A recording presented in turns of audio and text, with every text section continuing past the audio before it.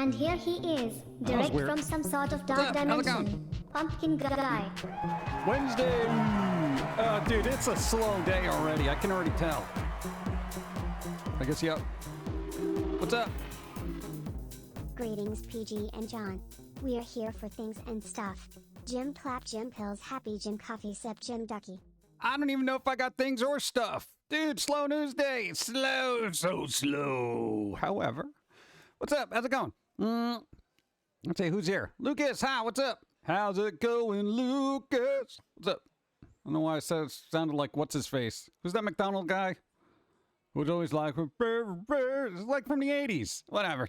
No, so what do we do? We rolled back Josie, but I got some elements from the other version there. That's kind of nice, little sparklies. What's up? Let's see. Lax of oxygen. What's up? What's up? Hope you're doing well. We're playing a spooky Lovecraftian fishing game, Dredge. Yeah, that's actually a cool game. I watched a couple people play it, and I'm like, man, I'll play this one day.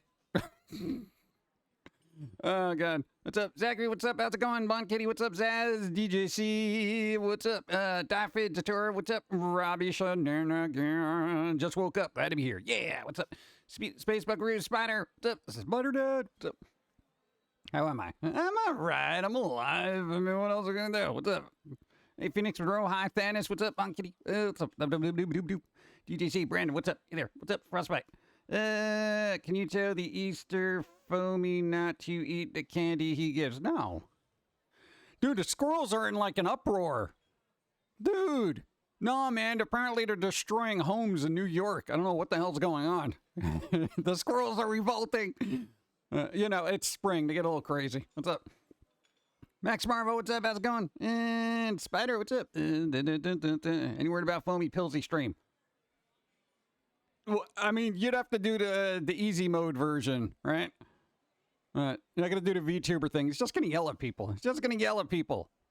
Do you want a squirrel yelling at you for 2 hours? And that voice is going to grate on your nerves. What? I mean, it's not like mine doesn't, but, you know, I'm only here for a certain amount of time. No Steve a while. You mean in a while? Yeah. No, I mean, what? Dude, they make more money at the Maid Cafe. What are they going to come out here for? They're contractually obligated, so maybe in a couple of days. What's that? Like, exactly. Yeah, exactly. I totally want a squirrel yelling at me for 2 hours. It'd be great. Oh, God. Dr. Nora Pie, what's up? How's it going? Ilsat, hi, what's up? Yeah, I need coffee already. What's up? Dude, no. Was that bikini? Did I just miss the bikini? Damn. All right, whatever. It was like there for a second. I'm like, hey, well, gone.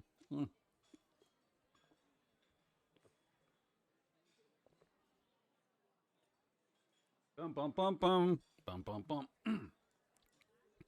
Nah, dude, I mean, we started like, we barely just made it here on time. No, man, a Wacom driver. All of a sudden, it's just, nah, we're not working today.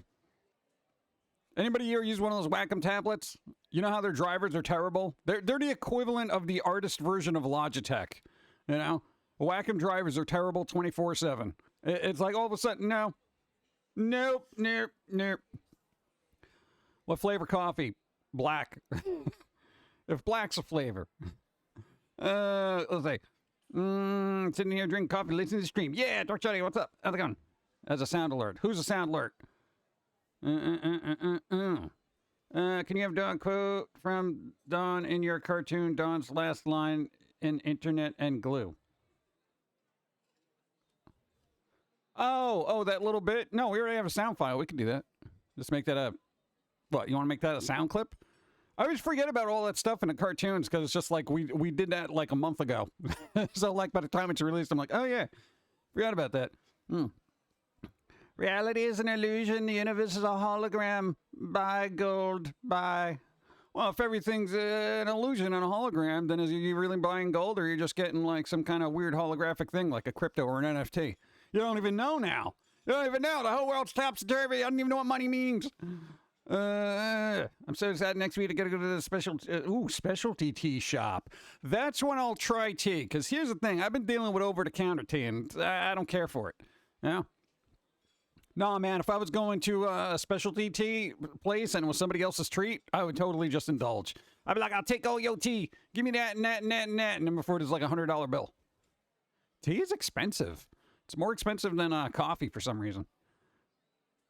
Been kind of pulling late nights lately. Been doing play testing, helping some Biden and Isaac modders. Ooh, nice. Nice. Modders, yes. Oh, man. No, we went to bed late, but then we had to wake up really, really early, and it was like, oh my God. And then everybody started with chainsaws or something. I don't know, it was weird.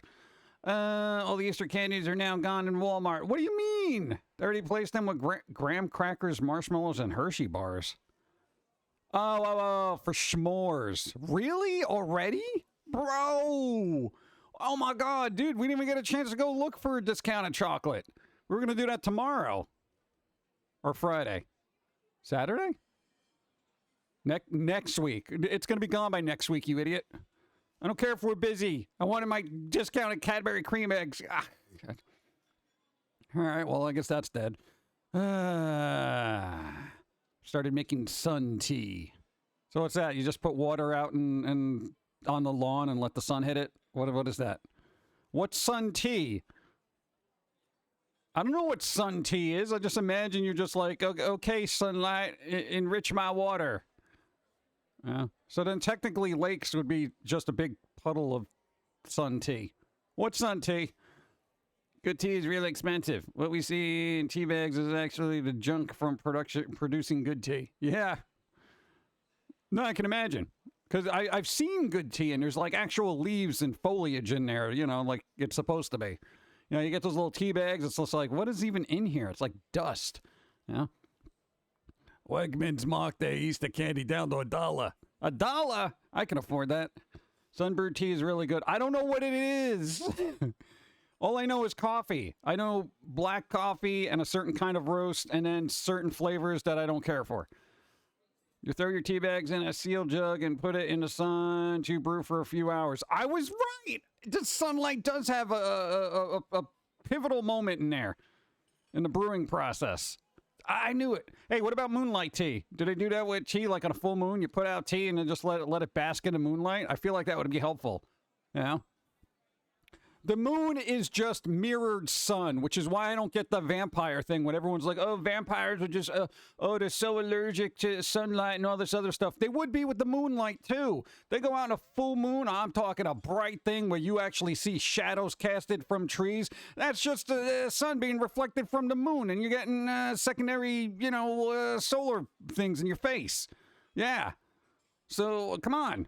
Moon tea is witchcraft. I'm okay with that. So far, I got one solid chocolate, one solid white chocolate, one hollow, one cookies and cream bunnies. Cookies and cream is kind of dicey. It's either really good or awful. We fill it up with hollow one with junior mints. Oh, dude, I usually get the hollow bunny and then get a bunch of whipped cream and just fill it up with that. You know, like the air compressed whipped cream? You're like, whole thing's filled up. Nice. Hop up and guy, what's up? Fun predictable. I predict fun. What's up? Where probably you don't want to go to people to show your face on the church. It's real. What? You wearing in your hand. No, we don't wear stuff in your hand. That means I would have to dissect myself and then put stuff inside it.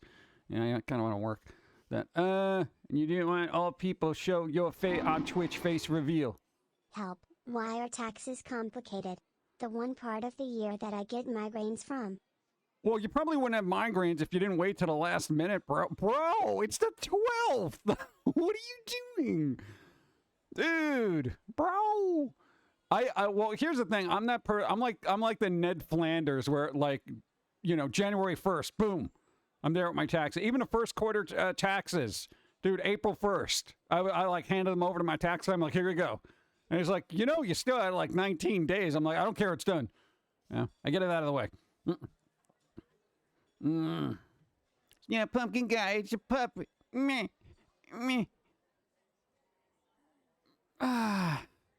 Looks like what I do, mostly because I need it. I need the time. Give return now. Yeah. No, we overestimated our taxes last year, and apparently we overpaid because we didn't make as much as we thought we would on estimated taxes. So basically, the government's just saying, here, we have to, whatever. It doesn't help us. Oh, good. Same here. One of my jobs would not give me my W-2, so fun. Oh, right. Well, yeah, some of the W-2s roll out, like, later, so sometimes people don't get them until, like, February or something like that. Got Reaper, what's up? Let's see. Well, this is the way to see the update or before I get a tattoo. Yeah. Wait. What? Why no? What was the update? Taller? What's it? Other things, maybe. Oh, God.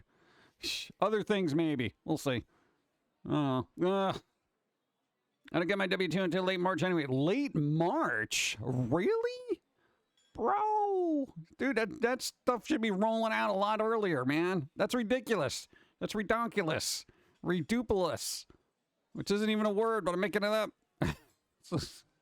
Oh, God. No, well, everyone's scrambling for the last, what is it? Taxes are due, what, next Tuesday? So it's like, what, the 18th, 19th, 20th, 38th, 2, 18, 7-11. Did you hear about Oregon fish? My sister was overpaying her insurance because they had her S2 people on her plan instead of just her. Due to this, she got over $8,000 back as a tax refund. Yeah, I was supposed to get like 100 and something back, but the accountant's like, just let them hold on to it so your first quarter you won't have to pay anything probably. I'm like, all right. He's like, I mean, I could get you the $100 back, but I mean, they're just going to take it again. I'm just like, yeah, all right. Well, you said you were adding horns. We're thinking about it. What? That requires modeling, so expect, I don't know, a new version probably 2 years. We're working. Oh, God. Did you hear about Oregon fish processing plant being forced to close? Why? What'd they do? Were they not processing fish and it was really humans? What happened? That's usually the story I go with in my head. Anytime something closed. Fish processing plant had to close because it was processing humans. Yeah, I need human-free tuna. You know, with a little cartoon of a human caught in a net, you know, going, no, don't eat me. Yeah, come on. Yeah, here's the thing about taxes. Yo, in this day and age, everything should be automated. Like, there is nothing that passes through my hand that hasn't been documented internet-wise. Like, all this should be automated. They should say, this is how much you made, this is how much you owe. Like, everything's digital at this point. Okay, if you're working with tips and stuff like that, but even me here on Twitch, all this stuff gets processed. They know. They know exactly. They know exactly the numbers.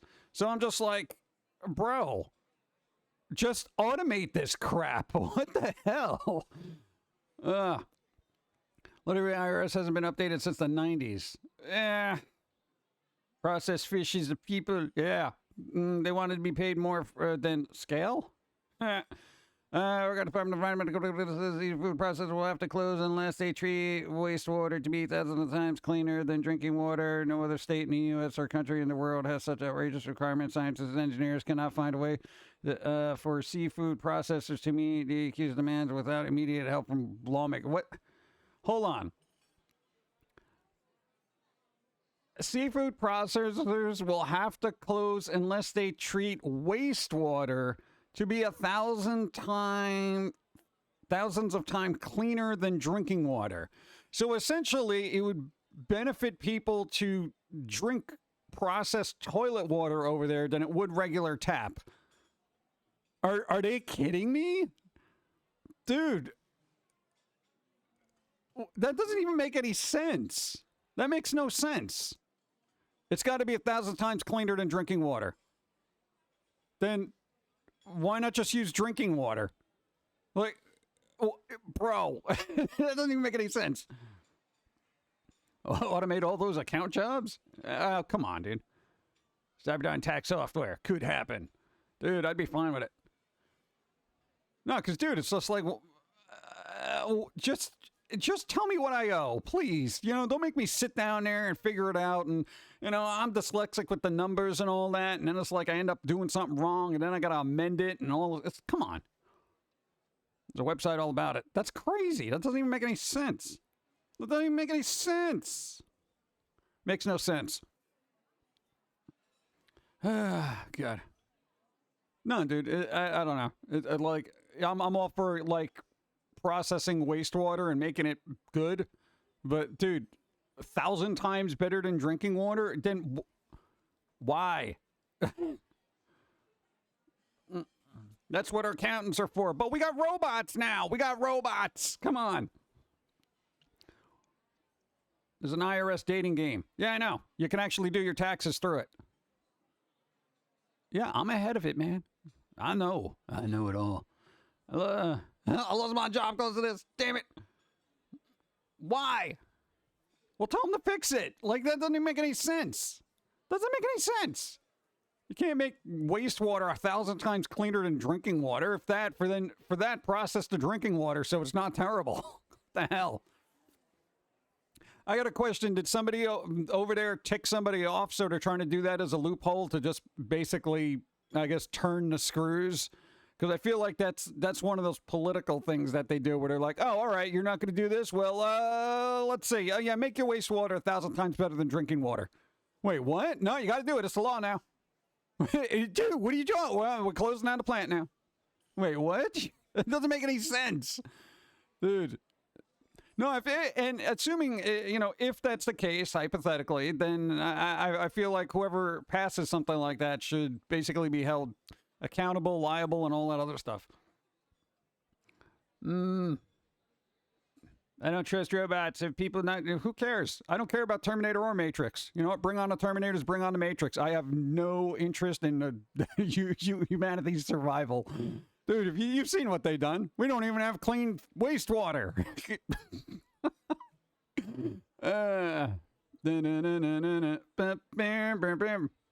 Let's see. No, just power hungry, overreaching. Oh, weird. Well, then that too.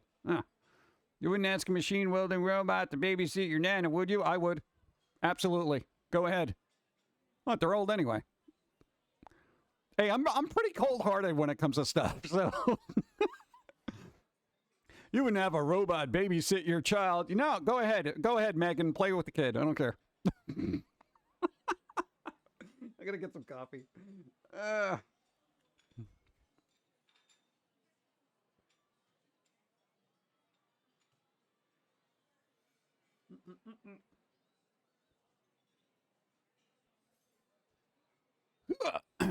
Got work today, unfortunately. Unfortunately. I said unfortunately. What's up? Unfortunately, so I can't stay long. Just want to say hi and say hello. What's up there, Jedi? Thanks for being here. Try to enjoy work. Matrix is actually a sequel to Back to the Future. No, it's not. Sam, I'll be leaving her. Yeah, work will do that. Drags everybody away. It drags everyone away. Including me. Hey, but speaking of work, you know who's taking a break? Not us, no. There's this person, right? The creator. They made the, Evangelion thing. Evangelion? The anime guy. What's his name? Hideaki? Hideaki Ono? They're taking a break. It's going to be their first break in 30 years. Congratulations to them, you know? No, I guess it's such a big deal. It was actually in the news. Yeah. Hey, put that in perspective. We have manga anime work ethic. So I don't know. No, what? 20 years you haven't taken a break? Yes. 10 more years you can take a break. Go. Hideki Ono. Oh, there you go. But that's cool. They're taking a break. They said they were looking forward to it. I don't know why that's news. All right, what a slacker. Ugh, 30 years. I need a break. Shut up. Get back to work. Ah! Thank you. I wasn't expecting that. Oh, God. In the future, people will live in the Matrix. I think we're kind of halfway there now. Well, I think about everyone who's like full-time VR chat. They're spending more time in the fake world than the real one. Will we ever get a Foamy miniseries or movie? What do you mean miniseries? There's one new episode every other week. Literally, every 2 weeks, new episode. Every 2 weeks. Movies are not a good idea. Well, every time here's the thing. When shows make movies, that usually means like it's going downhill after that. Think about it. Simpsons movie came out, series went downhill. Bob's Burgers movie came out, went downhill, right? SpongeBob went downhill. Then it came out with another movie, went downhill even faster. Now, I know somebody's gonna be like, Bob's Burgers still good, bro. They have a handful of good episodes, but I can't sit there and watch it the whole time, you know? Boom, boom, boom, boom, boom, boom, ba-da-da-da. Like budget over $100,000 budget. Oh, wow, big spender. Dude, you know how much money it costs to make an animated movie? Bro, what was the movie that was like crazy stupid to make? What was it, like Strange World from Disney? Somebody said it was like $60 million or something ridiculous like that. Millions. Yeah, not thousands. Oh, God. Oh, yeah, there was a cartoon you posted yesterday. Yeah, there's a new Foamy yesterday. Hey. That one got like a lot of hits initially. Like, it just like, boom. Like, everyone's like, oh, my God. I don't know. Hot dog party. Hot dogs. It's unsalty. I'm not salty. I think that once an actor does a voice in a Disney movie, their career goes downhill after that. Are we talking about The Rock? What? Hey, they had a couple of good... Hey, they're doing the live-action Moana movie. They're going to be in it for some reason. Oh, God. Why would you do that? Just stop. What's up, Lord Professor? How you doing today? John Goodman, Billy Crystal. Well, I mean, they were older. Wait, isn't John Goodman still doing the... Oh, God, what the hell's... The Roseanne thing that was after Roseanne. I can't even remember their last name of the characters. Cartmans? No. Goodmans? Schultz? Connors, thank you. Good cartoony yesterday. My Masonic friend liked the Freemason joke. What? They're not free. Thank you. Let's see. Oh, God. So it was the Connors, right? Why? I don't know why I didn't remember that. I just, for some reason, like, for old-timey TV stuff, for some reason, the Connors never stuck in my head. You know, Archie Bunker, the Bunkers I'll remember. The Bundys I'll remember. You know, like Bud Bundy, you know, that kind of thing. Al Bundy. Like other family names I'll remember. Connors, I don't know, I don't remember it. John Goodman was Fred Flintstone. Oh, yeah, who was the person that took their place in the second movie? Not John Goodman. Bum, bum, bum, bum. Boop, boop, boop, boop. Did anyone hear that they're making an animated series for Stranger Things? Yeah, they are. Big surprise. No, they're doing a lot of weird stuff. And who said earlier they're getting a CGI movie for Resident Evil sometime this summer? Beaver Rock City. Yeah. Bleh. Brr. Dude, what am I going to do with that? Oh, God. Oh, and speaking of weird things, hey, does there need to be an Assassin's Creed webcomic on Webtoon? Dude, between DC getting, like, the Batman family up on that, and, like, wasn't that just for, like, indie little, you know, webcomic people? And all of a sudden, it's like, you know, you got Ubisoft just going in there and DC, and I'm like, bro, can indies have a spot for themselves so they can get some notoriety and not be overshadowed by some multi-billion-dollar company? For the love of God, man. No, it doesn't make any sense to me because it's like, you know, every time there's a little home for the indies, you know, somebody just busts in there and they're like, hey, we're Disney. And it's like, oh, God. Yeah. And they have all the IPs that people gravitate towards anyway. Meanwhile, all the original content gets squashed underfoot. No, I'm not really surprised. I'm just like, you know, dude, it's just, I really wish indies had a nice little spot, you know? But somebody's gonna be like, there's Newgrounds, but there's so much infighting and nonsense that goes on there. I'm just like, oh, that sounds like somebody was going to make a fan fiction. It was total, yeah, maybe. Could be. You never know. It's craziness. Jump in and move to the start of a new job. Ooh, all right. Dude, new job. That's awesome. Yay. Well, at least job hunting. That's kind of fun. I actually never saw the second Flintstones movie. I feel like I shouldn't bother. No, I'm not going to do that. But I think Renfield comes out this week, right? Renfield! I'm not going to the theater, but I can't wait till it gets on streaming. I will rent that. I will say, here, somebody take some money. I will rent this and watch it. You saw it in theaters? Oh, nice. So it's out already. Oh, was that last weekend? Did that come out on Easter weekend? Oh, God. That just seems weird. Oh, but weird news. All right, two things, and these are rumors, so we don't know. We don't know if these things are true here, all right? Apparently, there were supposed leaks for a new Jet Set Radio game. Not like a remake or remaster from what I've heard. I didn't see anything like that. And Atlas remaking Persona 3. Huh?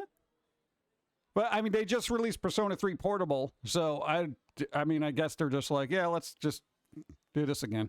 Again, the rumors, but that'd be kind of cool. I want a new Jet Set Radio, and, you know, people who are really into Persona, you know, Persona 3 remake, not just a, you know, port, remake. That'll be a thing. Like, quite literally, that's like all the news I gleamed from this week. Dear Jet Set Radio, wow. And they're doing AI regulations, or they're thinking about it. U.S. government's like, AI could be used to spread misinformation. And I'm like, have you been on the internet? Now, all of a sudden, politics is like, hey, there could be misinformation out there. I really hope so, because I would love them to combine the 3 versions of Persona 3 into one, since each had their own unique thing about them. Yeah. Well, hopefully they'll actually, you know, do it well. We'll see. We'll see. I don't know. But it would be nice, because I was thinking about playing the Persona 3 portable thing, but now I feel like, should I play that before they do the remake, or just wait for the remake if they actually do that? I don't know, man. My brain says to get coffee, so I'm going to do that. Coffee. Oh, God, I'm almost out. Dude, I'm almost out already. God.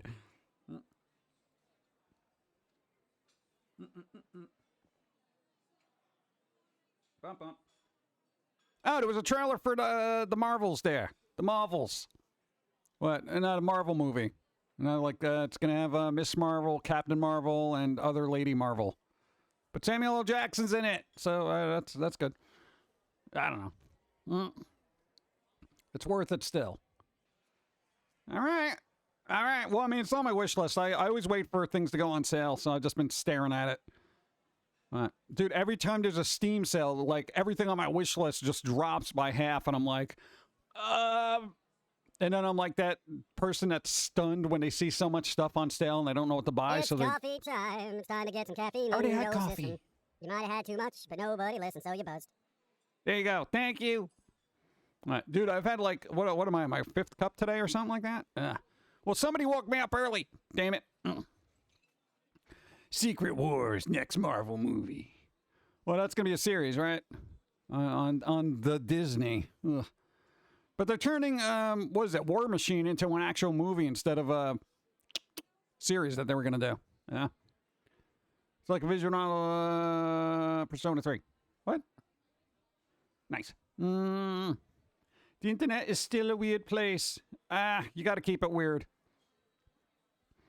What? No, because the internet is like the only place where people actually get to say anything fun, depending on platform. But you know, the internet's getting consolidated fairly quickly, so what people can and can't do is slowly going away. Right. Well, it's kind of like when the Wild West kind of just got like all squished and mangled and unfun. And welcome to our note house. What's up? Keep your feet off the table. Hey, Lucas gifted a sub to Chaotic Jet. That means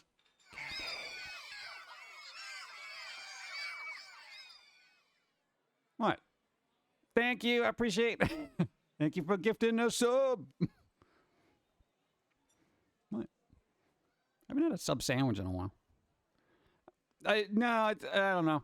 Dude, I had one of those Beyond Meatball things. What are they? Beyond Burger? The meatloafs. Whatever. The plant burger.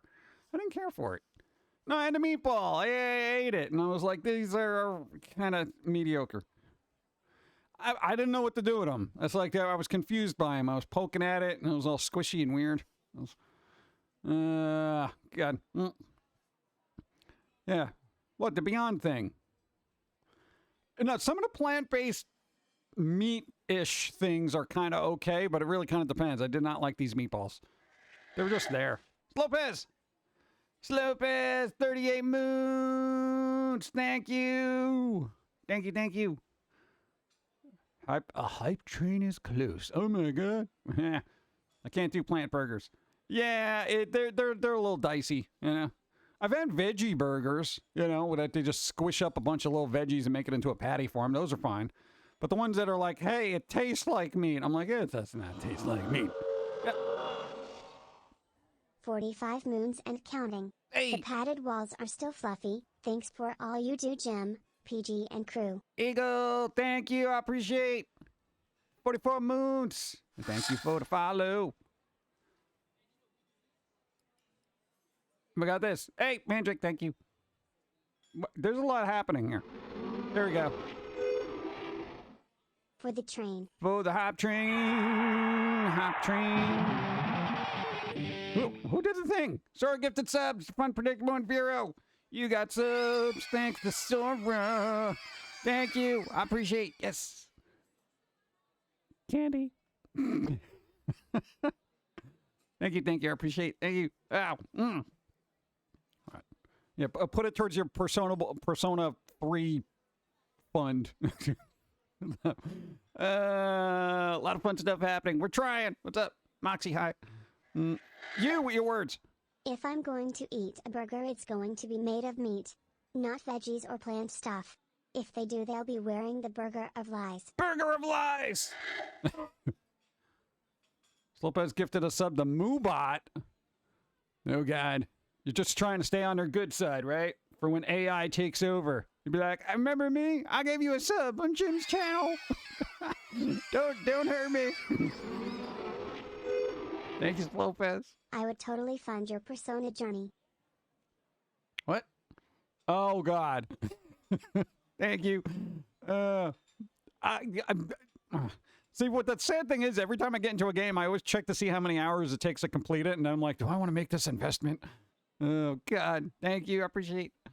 I want the mammoth ribs that are as big as my Flintstones car. What, I got mammoth meatballs? Dude, I've had some good veggie burgers. Like, there's this really good pizza burger. It's got, like, all these little seasonings in there. You put a little pesto on it. Oh, it's great.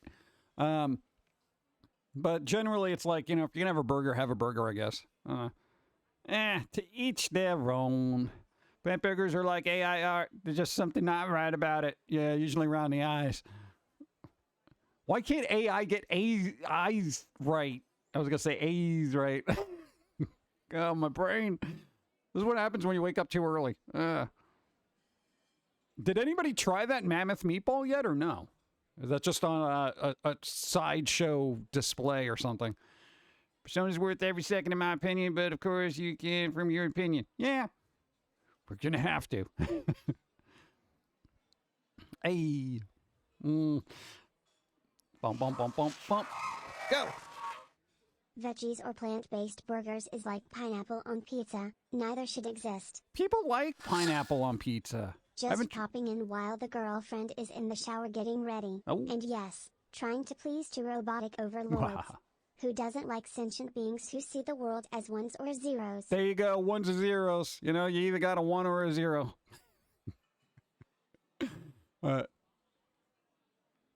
There's a joke in there. You know, you got to dig for it. But thank you, Slopez. I know, enjoy your days. Do something fun. Something fun, damn it. You spent all morning roasting people on Reddit. I don't think that's legal. But, you know, in this day and age, we can't condone what people eat. Oh, insulting. Okay. I thought they were literally like flame broiled, just bum bum bum bum. Again, I always say the pineapple pizza thing. I've never had it because I found it to be like a bleh kind of thing. So one day I'm going to try to find a place that does it really well, and I'm going to have best case scenario. And I'm going to try it, and I'm going to make up my own mind, all right? But right now, my palate says no. No, don't do that. I do like pineapple. I will eat pineapple. I like dried pineapple. I like regular pineapple. But it's got to be by itself. You can't go mix it in with a fruit salad because then a pineapple taints everything else. Yeah. Canadian bacon and pineapple. So does it have to be Canadian bacon? Wasn't that just called ham in the States? It's just called ham in the States, man. Fresh cut pineapples and ham, pretty good. Go. I tried things once. Worst idea ever, lol. Stop doing that. Stop trying things. It's only going to lead to trying other things. I like pineapples on pizza, but only if the pizza has Canadian bacon and jalapenos. Has to be that combination. Yeah, wouldn't the jalapenos mess that up? I can see jalapenos on pizza, but without the pineapple. But then you get a spicy sweet thing going on there. Oh my God. Dude, that's all confusing. My palate's confused. Ugh. Nah, dude. No, my God, I don't imagine it being spicy. It's kind of like, okay, we've had ham. Like, you ever have, like, somebody makes a dinner, like an Easter ham, you know, that kind of thing, and they throw pineapple on there, and it's baked and all that other stuff, and it's got that little bit of sweetness to it. That's fine. I've had that before. It's all right. I don't go on my way for it, but it's pretty good when it's done well. All right? Don't eat the cloves, though. Those are bad for you. I know, but I've never had anybody put jalapenos on it. Is that good? Sweet and spicy is what does it for me. Really, sweet and spicy. What other dishes are sweet and spicy that I may not know of that I might have had? What's sweet and spicy? My mom likes pineapple on pizza, but she's a vegetarian, so her topping choices are limited. Oh, get a veggie pizza. Dude, you ever have a veggie pizza? I mean, it's basically like salad on bread, but, you know, I mean, it's still pretty good. You know, if you get somebody to do it right. Eggplant pizza. Oh, my God. Dude, you get a good eggplant pizza? That is amazing. Focus. Focus, camera. All right, thanks. You see that? Move so quick. I didn't know what to do. I don't know where. I can't find a pumpkin. There he is. Bum, bum, bum. I bet sweet spicy and kicked off. Yeah, a little bit of both. And it depends on what minute you get them. Bum, bum, bum. And then I just pulled pork, jalapenos, honey barbecue sauce, made potato chips. I mean, realistic, if you do bacon instead of pineapple, it works better. Ham makes the cheese too wet and won't cook. Really? Go. Apparently sweet corn on pizza is a thing in the UK. Sweet corn on pizza is just weird. Hey, okay, here's the thing. The corn-crusted pizza, is that a real thing? Is that a real thing? I forget what company did that, but they literally have like corn on the cob as pizza crust. I'm like, who does this? Chicken Alfredo pizza and pasta on it. Ooh, nice. There you go. They really doubled down on the carbs there. Hey, not only do I want a bunch of bread, sauce, and cheese, but put pasta on top of that. So it's Little Caesars. So that's an actual thing? Does Little Caesars want to go out of business? I mean, my God, who does that? Some cauliflower crust pizza can be good. Yeah, it's either really good or really terrible. You know? I've had both. That was a spoof ad. No, they say everyone legit thought it was a spoof, but it actually exists. Corn does not belong on pizza. No, I don't think it does either. But apparently it does. Yeah. But hey, we're in that age where all the dishes of food mix together, and we'll just see what happens. Yeah. And so for the first time, people in court over what they on TikTok and went out there to hurt what their work CPS other to dock them. How bad are people? What? I didn't get any of that. You washed your face. That's good. Eating a taco pizza right now. You can't be two things. Oh, dude, taco pizza must be amazing. Yeah, dude, you just fold that over. Oh, here you go. I can't do leftover surprise meals. Oh, I love leftover surprise meals. You know? I mean, it's a little, it's culinary roulette, but you know. Homemade shepherd's pie. I can't trust myself to do that. They were teasing the pretzel pizza fans. There's pretzel pizza? Where is there pretzel pizza? Oh, dude, no, you ever have a pretzel roll? Dude, do they have pretzel roll pizza crusts? Oh, dude, that'd be awesome. Yeah, I know. Well, it's lunchtime. I think we're all talking about food. You know what I had today? I had a fruit bar and peanut butter on a spoon. Okay, so I'm thinking about real food right now. I was reading comments and they were like, "Hey, I'm gonna pay you for that." And I was just like, "Get off my subway! Get off my subway!" What's up, ADJ? Hi. Bum, bum, bum, bum. Making fettuccine Alfredo right now. Hey, the fettuccine there. A few places that are pretzel crust. See, I should have tried. That would have been good.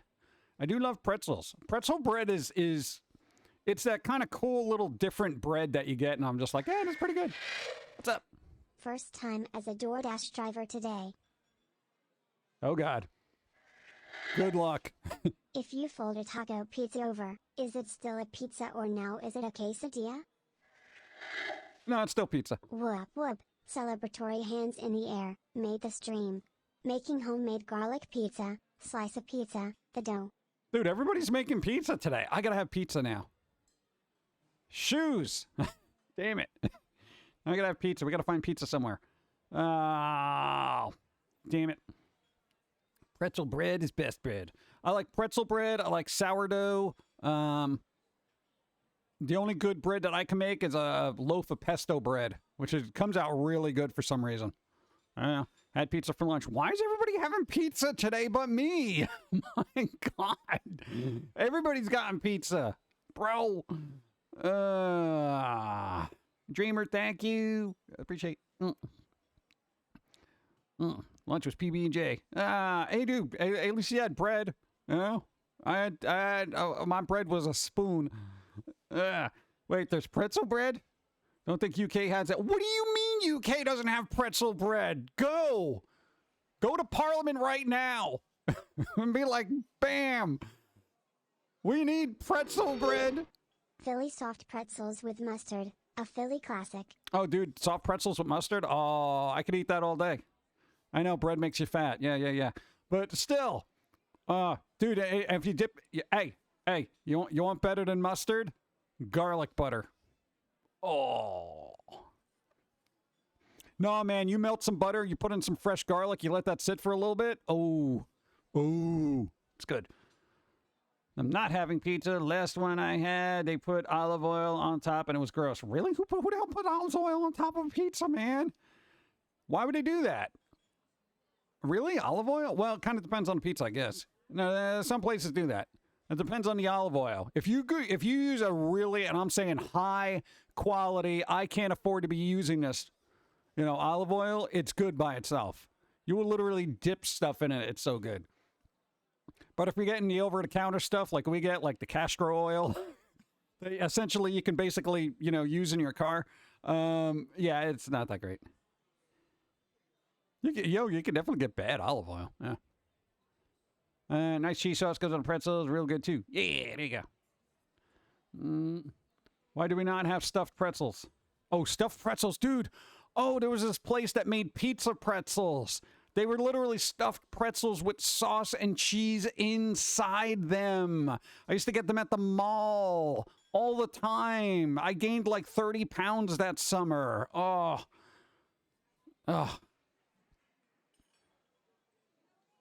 You want to know why the UK misses out on amazing foods? It's because you have legislation and your population cares about health. Okay? That's why. No, you guys over there, you don't got the American problems we got here, where it's like, oh my God, I'm so fat I can't even get out of my car. That kind of thing. What? I'm just saying. Well, you know what? Here's what you can do. If you really want them to try it, you can find a recipe online and then just make it yourself as a little kind of, All right, let's see what happens kind of thing.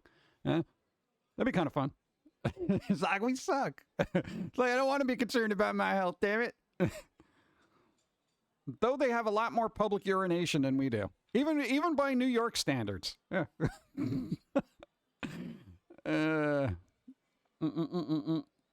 Mind you, our cakes are good. Yeah.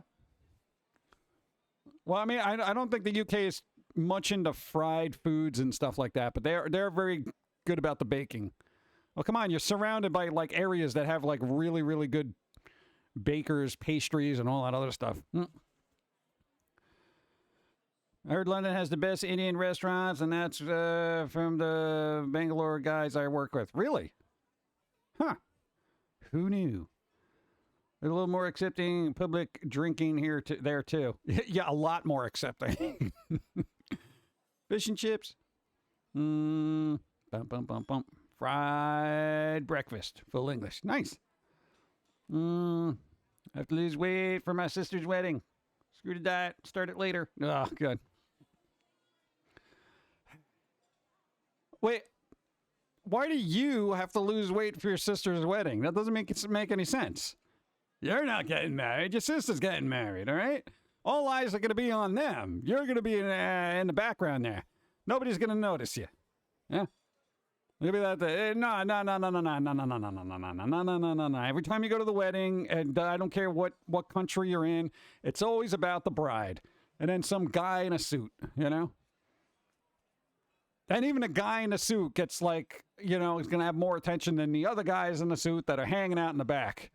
Probably by the buffet, hoping there's an open bar. Yeah?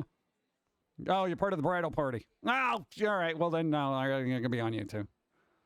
All right. I don't know what their position was. All right, I guess. You know what? Hey, go in a suit. Why not? Just be like, look, whatever, go. Southern Hillbilly homemade ranch base with mozzarella cheese, pepperoni, bacon, onions, diced jalapenos, pulled pork barbecue, and barbecue sauce. That's a lot. That's a lot going on there, and it all sounds delicious. You're like, damn it, I'm a bridesmaid. Man. All right, well, I guess. Yeah. This is why I made my wedding a costume party. Screw the fanciness. Oh, there you go. Costume party. I don't know. Go as I don't know. Costume party. What would you go at? No, you can't go as Michael Myers. No, you.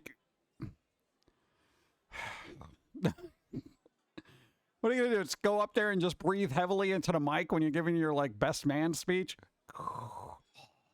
No, you can't do. All right, whatever. Go as Pumpkin Guy. There you go. It's from Pizza Play here. The definition of Southern Twist. Out of class. Thanks. I don't regret marriage so much as I regret kids. Wear a hot dog suit. You can do that. I don't know. I don't know how fun you know the wedding party is. Yeah. No, I had to go to a wedding once, and I was more miserable. And, you know, I'm not a social person, but I was sitting there. I'm just like, please let this end. Please let this end. Please let this end. Like, I had more fun hanging out at the DMV. Like, just sitting there going, yeah, next. Well, it's still not me. All right. Like, God. Because it's your, if you're not a social person, being at a wedding is probably the worst thing you could possibly do. Yeah. Because everyone was there, hey, how's it going? Everybody's drinking and supposedly in a good mood, but dying inside because they're not the one getting married. And then they're like, hey, how's it going? You know, it's like, thanks for the follow. And no, man, you got people, you know, hang all over you and they want to talk. Hey, man, isn't this great? Yeah, man, just crazy. It's going to be a good couple. Coffee Ted, thank you for the 100 bits. What's up? Just wedding girls have to wear dresses. Going to sneak my Switch to the hotel room and my phone because I have to not missing your stream. Hey, the wedding's more important. Okay, I appreciate it, but you know, you get a pass. See, now they got to deal with tradition on top of that. Oh, All right, you're screwed. There's no way out of it. Don't get pizza today.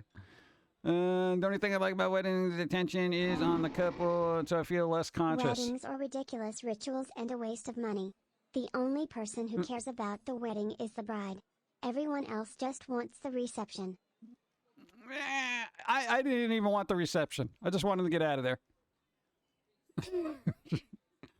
No, because here's the thing. We got married, went to the marriage thing there, and we're looking at this, and then everybody on the, the bride side, they were a little like, hey, it was like, because they're all drinking, and I guess they're looking for other people at that moment. And I'm just sitting there going, I got to get out of here. No, because people were talking to me. Here's the thing. So socially, I don't like hanging out with people that are just so drunk they don't even know what I look like. Okay? And then they're trying to like hang out with me and be like, hey, you want to do something after this? What? I'm like, what? No, we're going to do stuff after this. No. Because they're not going to be conscious after this. They're going to pass out before this thing's even over. Don't have an open bar. I mean, it's people appreciate it when you do, but I wanted the wedding between me and my wife because I wanted a party. Lol, she didn't even want to do it at first. I don't know. They're not my things. Social gatherings, very, very anti-social gatherings. Coffee time.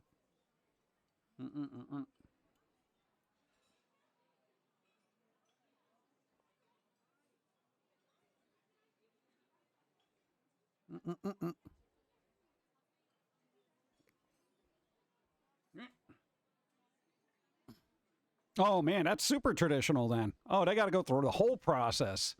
Oh my God, it's not just paperwork at that point. Oh, oh geez. My cousin got married on the Columbia Riverboat. That was a hella party. Oh, nice. See, at least that's different. Oh. No note. No note. Hey, Black Dirt, thank you. I appreciate. Thank you. Probably because people suck 90% of the time. Don't like messing with us. Have to go. Yeah, I know you have to go. No, there was that one time somebody asked you to be best man, and you're like, nope. Like flat out, you're just like, no, that's not my thing. And you know what? They were cool about it because they knew him well enough to know that they're not that type of thing. They just wanted to extend the offer just in case. They're like, yeah, we figured, but we'll get somebody else. Like, yeah, I appreciate it, but come on.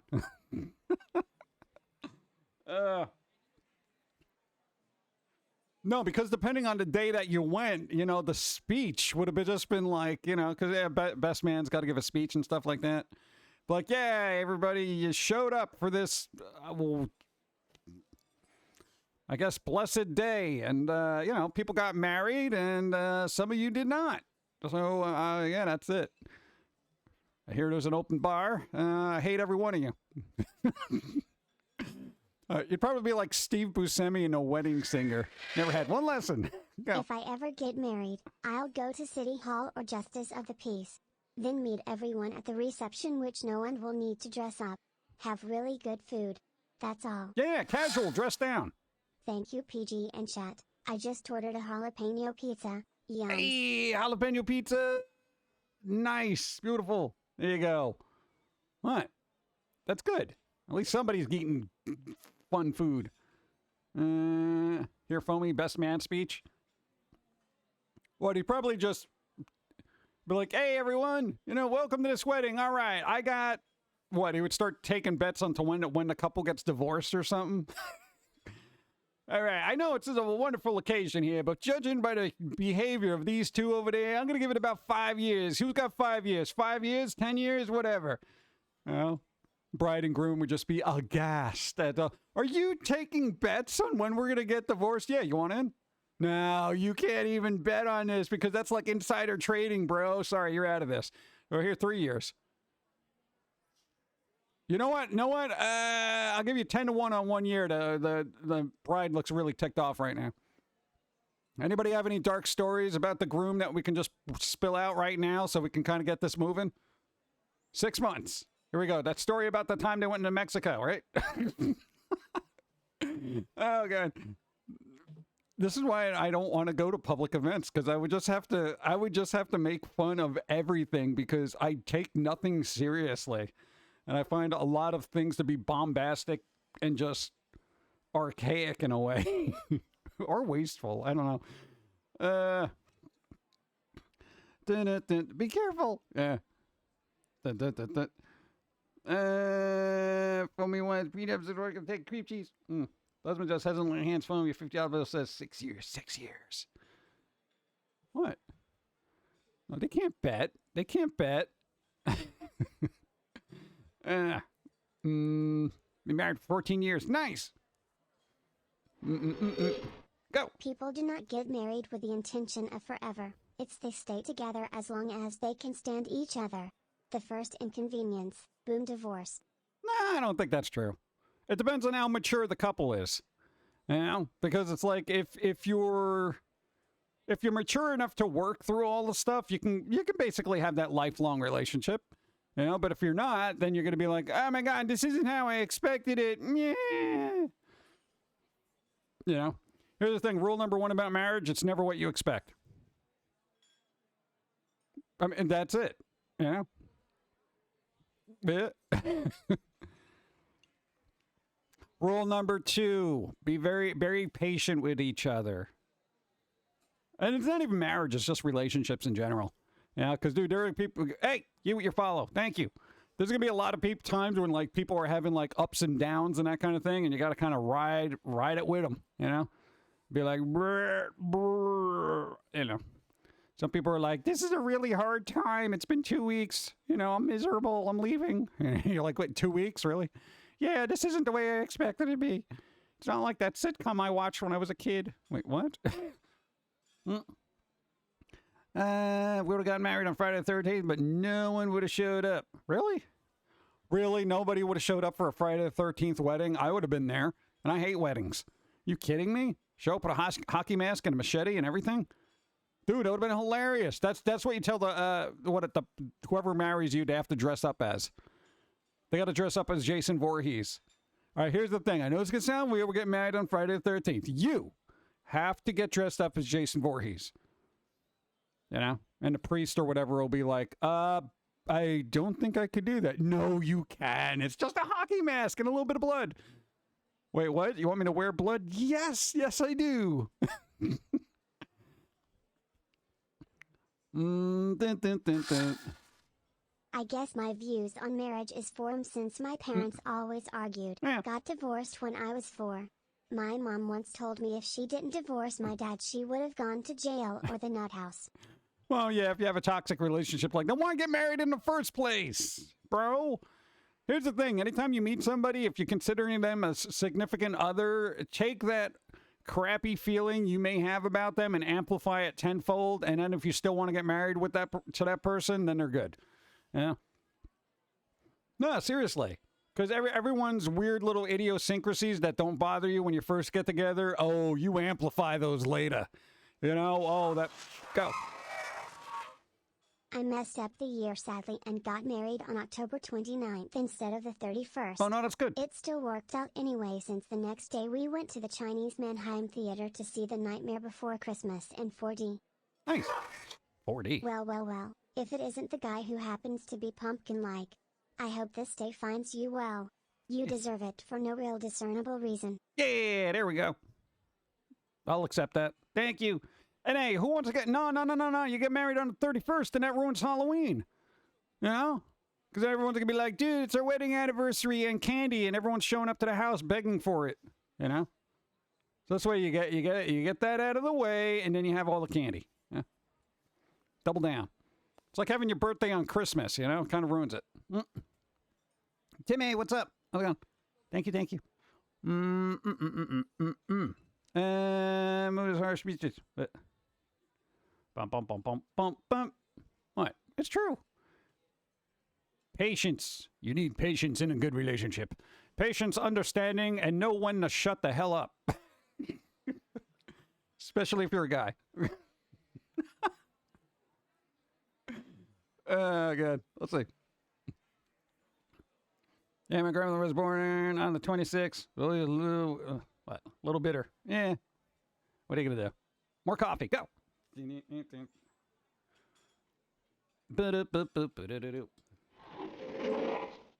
I married my wife on October 21st. We loved Halloween and met at the age 21. We decided just invade it didn't work out, it would ruin Halloween for us. Yeah, it would. There you go. Never get, you know what you could do if you want to get married in October, but you don't want to ruin Halloween, you do it on the 13th. You know, because then eventually it'll fall on a Friday. Boom. Yeah. Beautiful. See? And then you reverse the numbers and technically it's 31st. You know, it's an inverted Halloween. Get married on Friday the 13th, then plan for the best man to take divorce bets. Come on. Friday the 13th. Dude, Friday the 13th has always been lucky for me. Like, people have this thing about, oh, it's Friday the 13th. Some bad superstition. Friday the 13th. I'm just like, dude, nothing bad ever happens on Friday the 13th, bro. Dude, it's just another day, man. Just another day. Yeah, exactly. What about February the 29th? That doesn't exist. I know, leap year. February 31st would be worse, though. Van Woods High. I'm glad you guys are real. I'm kind of real. What's that?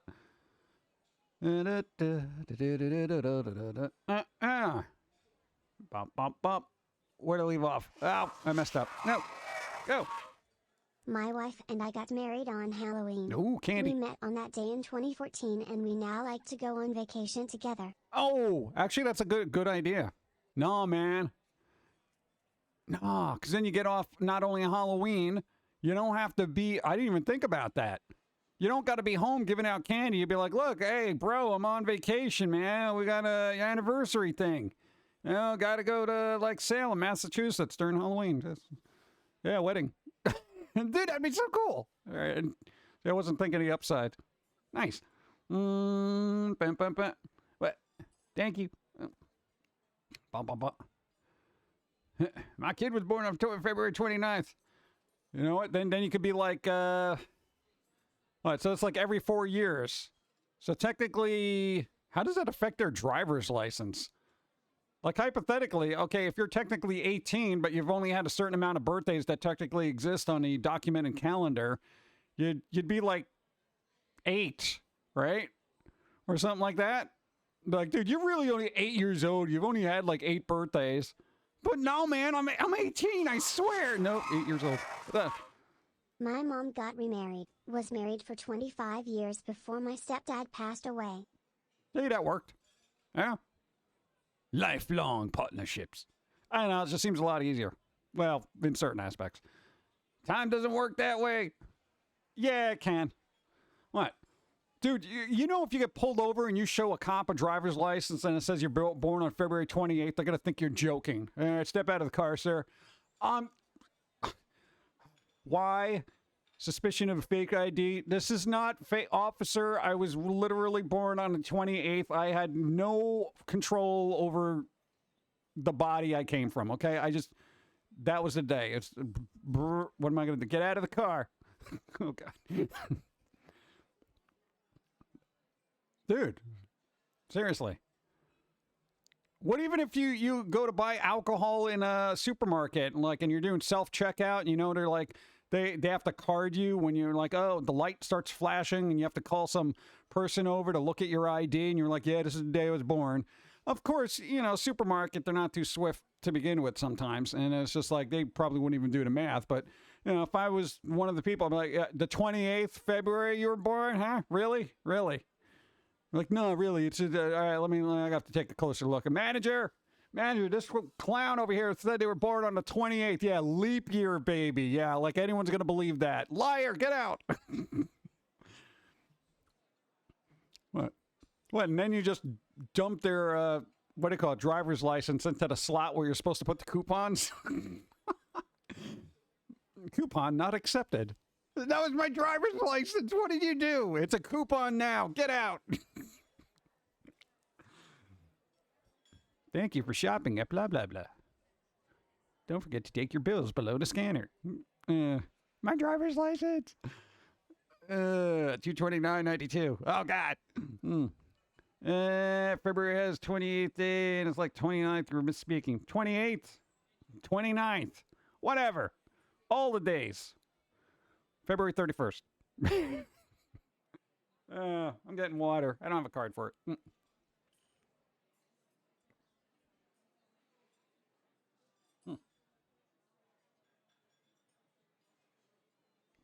Ha! Did it. Every February has a 28th, not 29th. Meh. You know what I mean. Words and things. The computer might have a problem. What computer? Which computer? Where is it? Ash, how you doing? What's up? The reality is that it would be March 1st, babies, and they would use that date for those types of forms. Really? That's how they would do it? Bro, I would protest that. Dude, if I was born on the 29th, I'd be like, yo. You are not throwing me into the world of Pisces in March. Anyway, I don't know when Pisces starts. What day does Pisces start? I don't know what that is. Isn't that March? Or is that, I don't even know what it is. I don't do astrological signs. That's fish, right? Pisces fish? What's the other thing there? No, I wouldn't want to be, pushed into another, I don't know, zodiac sign just because somebody was like, you're born on the 1st. Go to hell. I was born on the 28th. February? Yeah, I don't know anything about astrology. I know that it's up there. Aries? Zodiac sign switch in the middle of the month. Oh, that's silly. Why the hell would they do that? That's dumb. Stop that. Aries, but that's the 15th of March. 15th of March? Pisces. The most expensive zodiac. Oh, God. End of February till March 20th is Pisces. Aries is after Pisces, and Aquarius. The only thing I know about Aquarius is like the age of Aquarius. That whatever that song is from wherever the hell. The birthdays don't change, but then are recognized as March when it comes to leap kids. Really? God, it's so strange. It's so strange to me. Dun, dun, dun, dun. Yeah, when it comes to being born, like, almost on the cusp of something, how does that...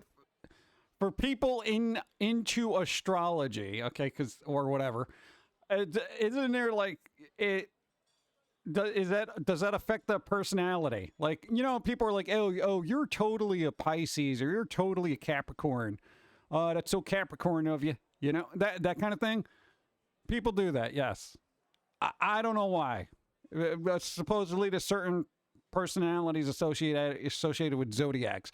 So if you're born on the cusp, what happens? Like between Pisces and Aries, or you're like a warfish, what happens there? What goes on? My wife is Aquarius. I was told it does because I'm a cusp. A cusp. You exhibit both signs' personalities. Is that it? What I missed? Bloody Angel, what's up? How's it going? Technically, if you are born on the cusp, you have traits of both. Oh, traits of both. Wouldn't that make your inner psychology more in turmoil? If you have traits of both and they conflict with each other. Because I remember somebody did a star chart with you, and they looked down in disbelief, and they were like, "Oh my God, you must have a lot of internal conflict." I'm not even joking about that. You're very cuspy. I'm very cuspy. That's a weird... I never thought I would have to say that in my life. Yeah, my personality is very cuspy. What does that even mean? Now you may find it inconceivable, or rather very least unlikely. I feel like there's... Yeah, there we go. That was lyrics to a thing. Oh, wait, never mind. Are they wrong? No, they're not. Definitely turmoil. I just February March 20th. So Pisces, February 19th through March 20th. And then I guess Aries is the 21st to whenever the hell. And that kind of thing. I've been using the word hell a lot. I feel vindicated. Let's say it's very liberating. The hell. All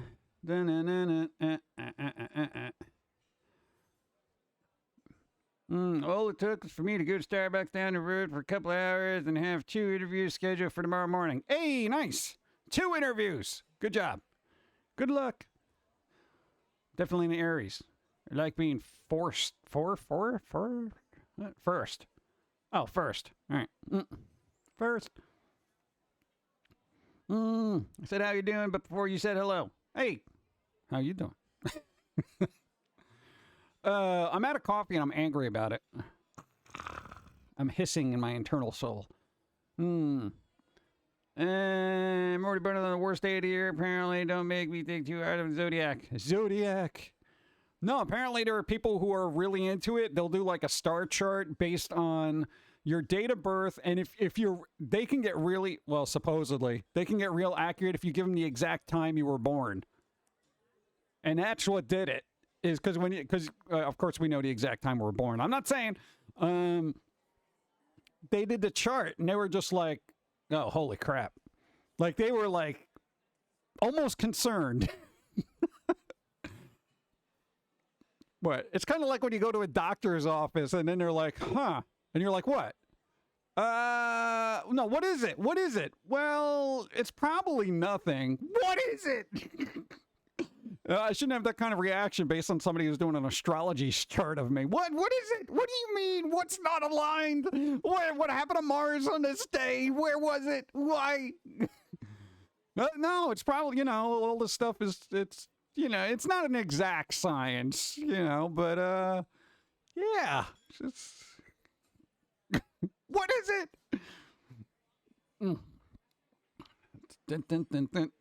I've done those charts before. They are interesting, but I don't put stock into it. Yeah.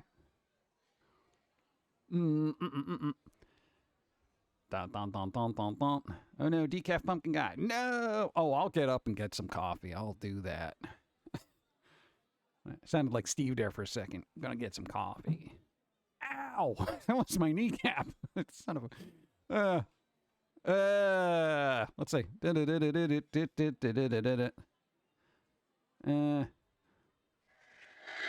Go. The Zodiacs. A science on par with the childhood cootie catcher. Pretty much. They got cooties. Get them. Well, no, don't get them. You're going to get cooties. No. Oh, God. That does not sound reassuring. Yeah. It's like, well, yeah, don't worry about it. You'll be fine. It's like, no. I read your chart. You should give up now. There are a lot of people. There used to be, there were a couple of people I met that were like super into astrology.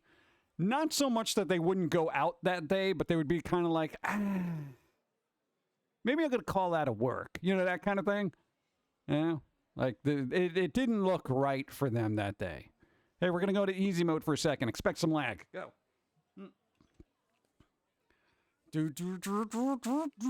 There we go. Easy mode. Everybody likes easy mode.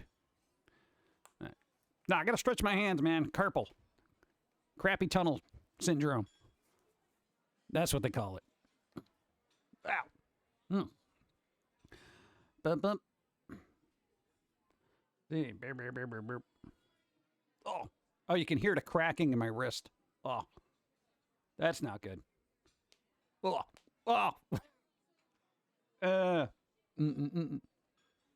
Was your third house in the 10th house of the moon? It was showing the shadow of Mars and the moon on the third cycle of leafdom. Well, I've been gone too long. Easy mode makes sense and still super cute. Oh, dude, hey. You play around with puppet stuff for like 2 hours straight, and it's like, oh, my wrist is starting to hurt. Let's not do that. Boom, boom, boom, boom. Let's see, where is it? I'm trying to find the... God, I got like so much stuff in here. There it is. Looking for the Josie phone. Going to the Josie phone. Nah, it should be up front. All right, whatever. Forget it. I'll leave it there. You need a poke animation. No, I don't. Because in this realm, no one can poke me. ABBA guitar player died. They were still alive? It's so weird. The band ABBA never registers in my brain as a band that's still around, yet they're like one of the world's most popular bands. Like, I just assumed they retired like 70 years ago.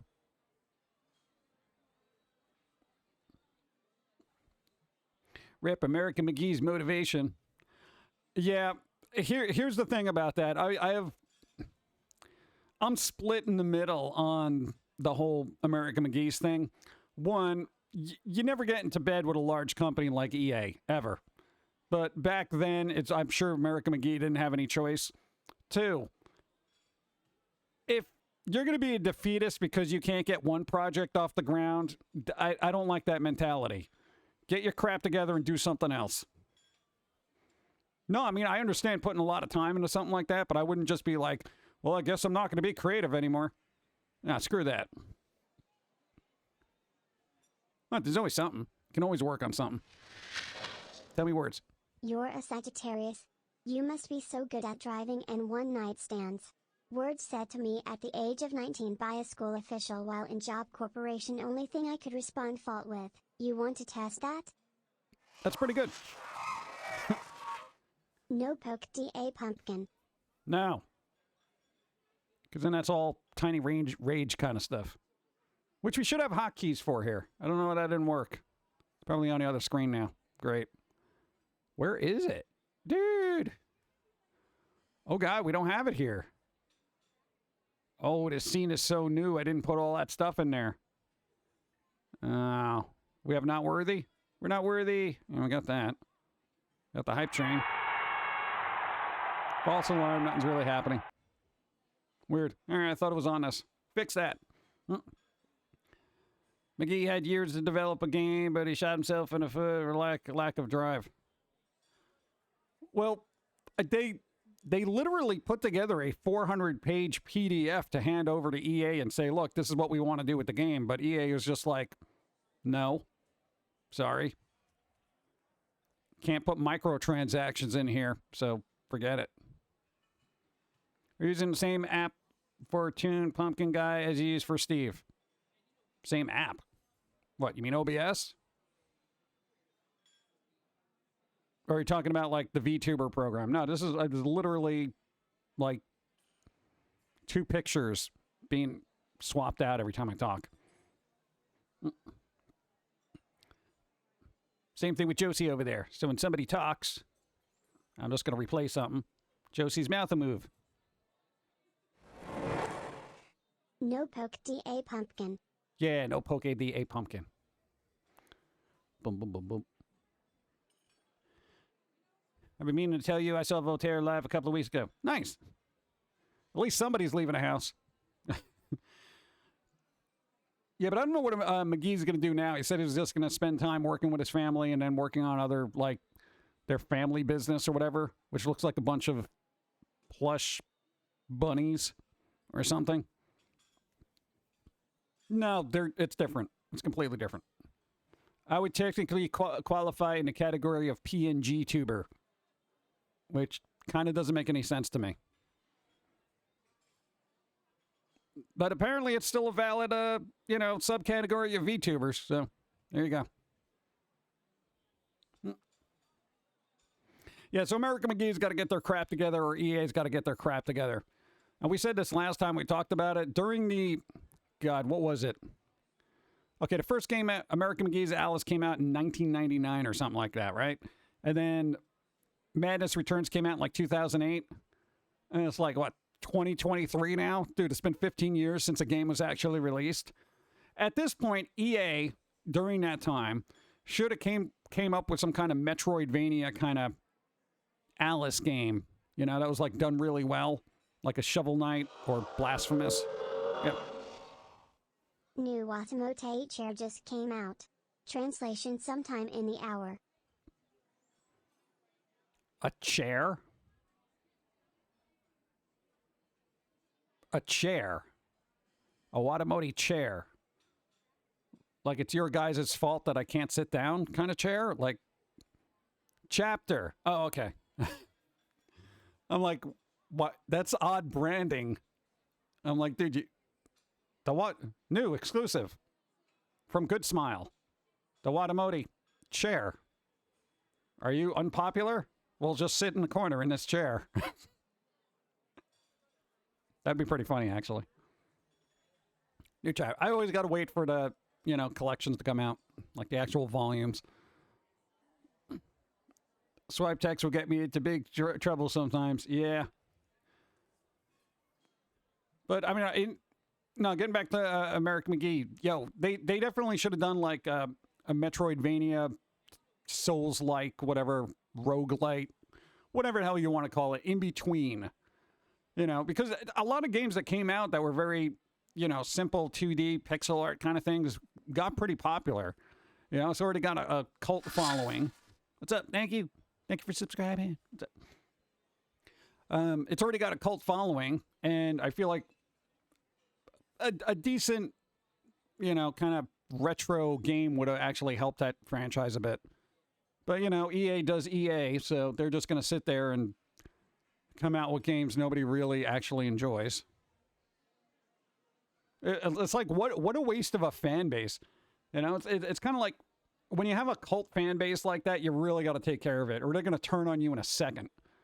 Like, I mean, me personally, generally, I don't gravitate towards EA games. If I buy something that's from EA, it's usually by accident.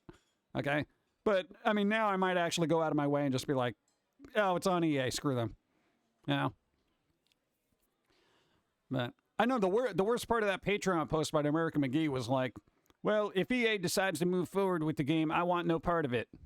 And I'm like, well, bro, you literally did all this work and now you're like, forget it. Come on. Kind of is maddening that they also won't let them fight for the rights either. Well, yeah, that's the other thing. Never sign over your rights to a large company. God.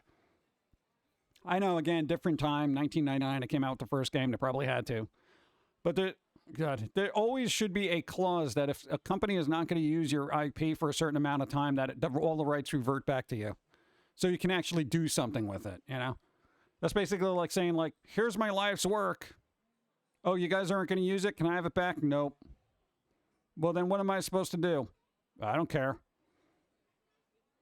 Yeah, I mean, no, don't do that.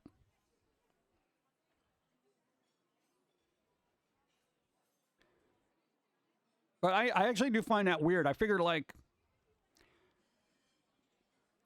worst case scenario, they should actually let McGee, which this sounds sucky, but pay a licensing fee to use, their own IP so they can make something, Even something simple like one of those retro games, like, the game I played a couple of streams ago, Blasphemous. That's an excellent pixel art kind of game. If you did an Alice game like that, I feel like people would enjoy it. It would do well. And, at least the franchise doesn't lay dormant for 15 years. Star Wars game wasn't bad. Maybe I'll get one of those cheap. Oh, nice. Maybe you should do a Charlie and the Chocolate Factory dark version. Is that in the public domain? Everyone just jumps on the public domain crap now because it's like, I don't want to pay for anything, yet I don't have any of my own ideas. I'm just going to take this and make it darker. It's like, come on, dude. Make an effort. Why don't we do that? Why don't we just make the, the Ill Will Press version of Alice in Wonderland? What are they going to do? Oh, it's similar to Alice Madness Returns. Yeah, well, EA's not doing anything with it, right? So here's my version. Hey, I'll do Snow White. That's public domain, right? Just start, hitting all those grim tales. Snow White and the 7 Killer Dwarfs. Sure.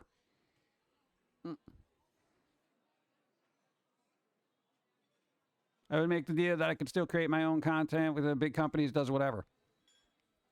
Well, here's what we had in the back of our mind, right? We have like so many iterations of the Foamy series. Right? You got your original series, you got your reboot series, you got the sketch series, you got the island series, you got the chibi series, you got something else. Spoilers. If somebody approached me and was like, oh, yo, bro, we want to make a Foamy the Squirrel series, blah, blah, blah, but we need the rights to it. Well, all right, here's what we're doing. You get to license one of these iterations of the franchise. Choose wisely. That kind of thing. And then I get the rest of them. So there you go. I missed the Chibi series. Yeah, well, good news for you then. Not only do we have, 5 episodes of already recorded material, but we wrote out 2 scripts recently for some reason. We had no idea. We just had to, we had to go back to it and do something with it for reasons. Top secret. And we were just like, let's see if we can, there we go, done. And we just wrote out 2 scripts. They're, spot on, too. Doesn't mean I'm ever going to get them done, but, they exist. What? Hey, out of all the series, that's probably the most fun, because it's not bogged down with Jermaine's psychological crap. Yeah. Because she's always like, meh, the world, blah, blah, blah, blah, blah.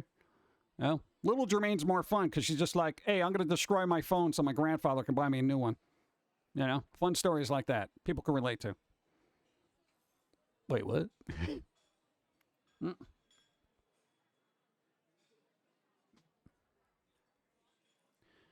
It's a shame, really. It was his baby. All he could do was think about it because it was the only way to make a game.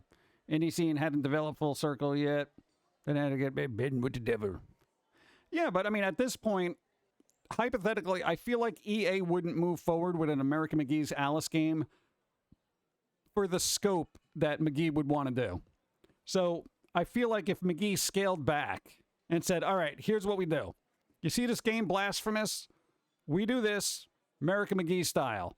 You can still get your story and cutscenes and all that other crap in there, right? Even if you got to pare it down to visual novel. Make a freaking visual novel. American McGee, you derp. Make a visual novel. What the hell's wrong with you? Voice acted visual novel. Would have kept the franchise alive. Simple to do. Not a big budget. Get your crap together. Because that's the way I look at it. I'll be like, all right, EA. Here's the thing. If I'm in a holding pattern, as it were, with my IP, right? I'd be like, all right, let me make you a deal. Let me make you a deal here, all right? You can kickstart it, because American McGee, hands down, would not have a problem getting enough money for an actual visual novel to be developed by an indie studio. No problem, right? Basically, it would mean 0 money from EA. They would just publish it. That's it. Done. There's no way EA would say no. You go up to EA and say, look, I'm doing a Kickstarter for this. Whatever overage happens, I'm keeping. You're getting a game that you you don't have to invest nothing in. I get a portion of the royalties. We all win and make money based on 0 input. Okay? 0 investment, fans are producing it, everybody makes money off of it. Sound good, EA? You like money, don't you? I would be real freaking snarky about that crap. Yeah, he did, but what? EA ignored it. He made a visual novel. What did he do? Here's the thing. Here's the other thing, right? If they made enough money, if McGee did a Kickstarter and made enough money to actually fund the game, right? It had a Kickstarter, okay. Did it meet the goal of being able to fund the game entirely? Because even if he went up to EA and was like, look, we still need like $1 million to get this done, EA is going to be like, go yourself. That's not going to happen. EA wants 0 money going out at this point, all right? So if he 100% funded a game, 100% got the game going, and then just said, just threw it on the table. Here, it's done. There you go. You still needs your blessing in order to push the game. If they say no, that the game isn't made, character and everything. Yeah, I understand that, but you know what? Leaks happen. Oh, gee, I don't know. We were trying to make this game for EA and then just show them, but somehow it got leaked. They already got the Kickstarter money and all that other stuff. I mean, what's possibly going to happen? Sorry, EA, we were trying to put this together as a presentation and somehow somebody leaked it. We don't know what was going on. It wasn't meant for public consumption, but it's out there now. Golly gee, I hope everyone takes it down and as an act of goodwill. Yeah, come on. There's always another way around it, you know? Leaks happen, you know? Ask anyone with a bad prostate. That's what I feel like the gaming industry is right now, you know? It's just like a old person with a bad prostate. Leaks happen.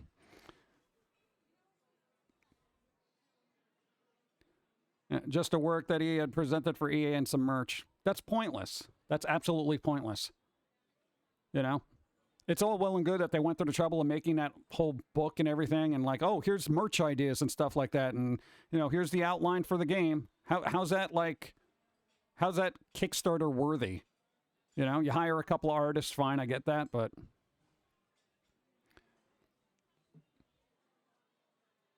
Yeah, pretty much. Dumping ground. But that's another problem altogether.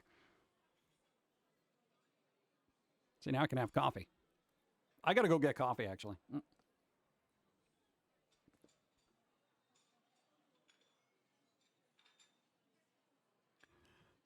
I don't know. I find it to be like really annoying that never came of this. You know, dude put so much work and effort into that, and it's just like, nope. And dude, you know how many people are just like still on that? Every once in a while, I'm just like, you know, I got to boot up this game and I want to play it. Oh, I'm gonna look at this art book I got. I got to look at this, dude. I got a really cool toy. I can go get it.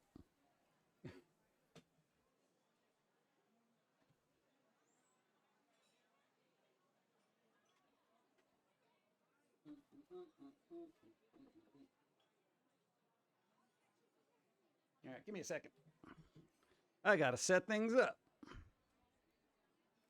He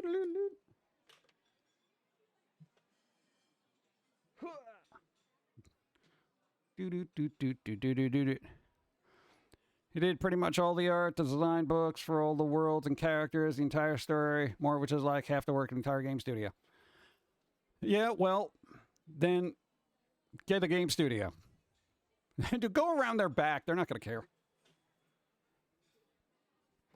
You know what? Secretly hire a dev studio and say that, you know, oh, this company made a fan game using the ideas that I put out there publicly. Gee, it's not 100% officially endorsed, but golly gee, it's on the internet. I wonder what'll happen. All right, you ready, chat? Ah. American McGee's Alice. Dude. This is the glow-in-the-dark version. Look at that. Old school, bro. Remember when American McGee made stuff? Dude. Bro. Dude, whoever did the voice acting for the cat was amazing. Like, dude, I was thoroughly impressed even, like, as a small child playing this game. I was like, dude, this voice actor is awesome. Trite but true, even here. That guy. He was awesome.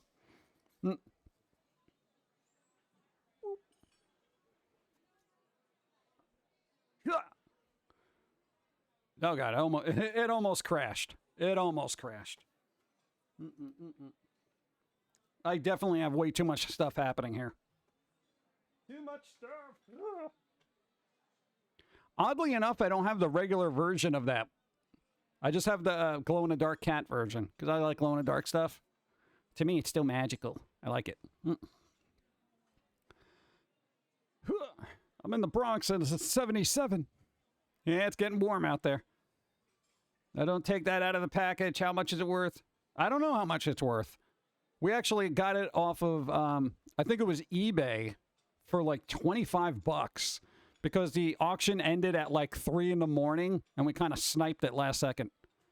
Hey, bro, what's up? What? Oh, dude, I will stay up. I will stay up till 3 a.m. and snipe an auction on eBay if I have to. Which I did. That's why I have it. I didn't get any other characters, though. It's like I didn't really care. I just wanted the cat because I was impressed by the voice acting. That guy was awesome.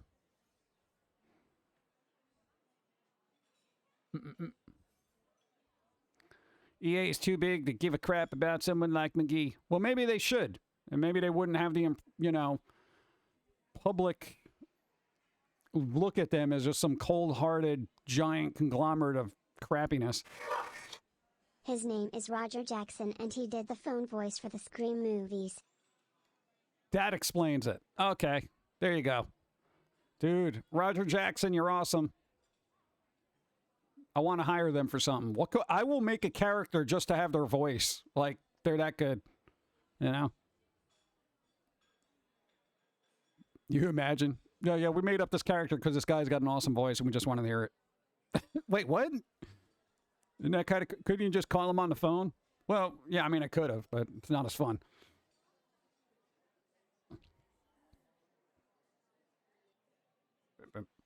And weren't they supposed to make an American McGee's Alice movie? Like, way back in the day, there was rumors that was Sarah Michelle Gellar was going to play Alice, which I thought was kind of a miscast back then. But we're talking like probably 15 years ago when, Madness Returns came out. Also, he's Mojo Jojo and Powerpuff Girls. That guy's awesome. So now what? Okay, here's the thing. What happens now when American McGee's Alice? Okay, now it's not McGee. It's just Alice. Like, that's it. It's over, right? So we just sit in limbo waiting for EA to... Yeah, they're really... Oh, God, whatever. There should be a law against just sitting on an IP and not doing anything with it. They do that with trademarks. You know that, right? Like, if there's a trademark out there, you actually have to show that you have usage and you're currently actively using it. Or basically, it gets freed up for somebody else. You know? So it's like, why don't they do that with, American McGee's Alice? What is it? Do they just have somebody every 7 years say, oh, okay, no, we're still using it. Meh. God, it's so tedious. Well, it's tedious because the world needs spooky stuff, and that's one of those spooky things that gaming could actually use and like, But, I mean, we got Dark Souls, and we got Elden Ring as far as, kind of dark, spooky stuff goes. We got a couple of horror games and whatever, but not like legacy franchises like that, Fatal Frame. Okay, there's a lot of spooky games out there, but still none of them are like that. That one's different. Like... What does EA actually do? I mean, aside from a bunch of sports games, and like, what? 2K does sports games too. It's like, I don't know, I'm just so tired of it. Silent Hill returning. Yeah, just Silent Hill. I don't know, too much fog in that for me. I like to see where I'm going. People are like, what? It's a joke.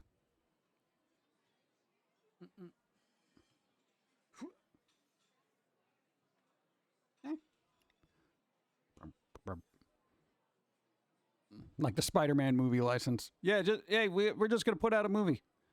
We're going to put out a movie so we can retain the license. They did that with Fantastic Four before, I think it was like Fox at the time had to buy it. That's when Roger Corman got a hold of it, and they basically made a crappy movie just so they can retain the rights to it. And then Fox had to buy it from this one person who did that. And that's why they got a boatload of money. Because they did it like a couple of years before they did what was it? Like five or 6 years prior to the actual, real Fantastic Four movies. Well, the first two. It's weird. Sports game and pew-pews. Yeah. I don't know about everybody else, but I got real tired of, just first-person shooter games. I mean, I still kind of like some of the retro ones, but generally I'm just like, I don't care. I can't be running around just trying to shoot at things all day and just be like, yeah, whatever. I think that's what I need. I need different game mechanics in games now. That's why something like Dredge looks like it's kind of interesting, because it's like, I don't really delve into fishing mechanics and stuff like that, but I'm like, hey, it's something different. Because even if you like fighting games, after a while, you're like, I can only learn so many combos before my brain gets fried, and I just don't care. Seems that the audience are now gravitating towards more lighthearted, wholesome content. Yeah, I've noticed that, and that's very disappointing. Well, I mean, that's essentially like the whole thing now. Nobody wants dark anymore because everyone thinks like, the world is so bad, I just want to cheer up.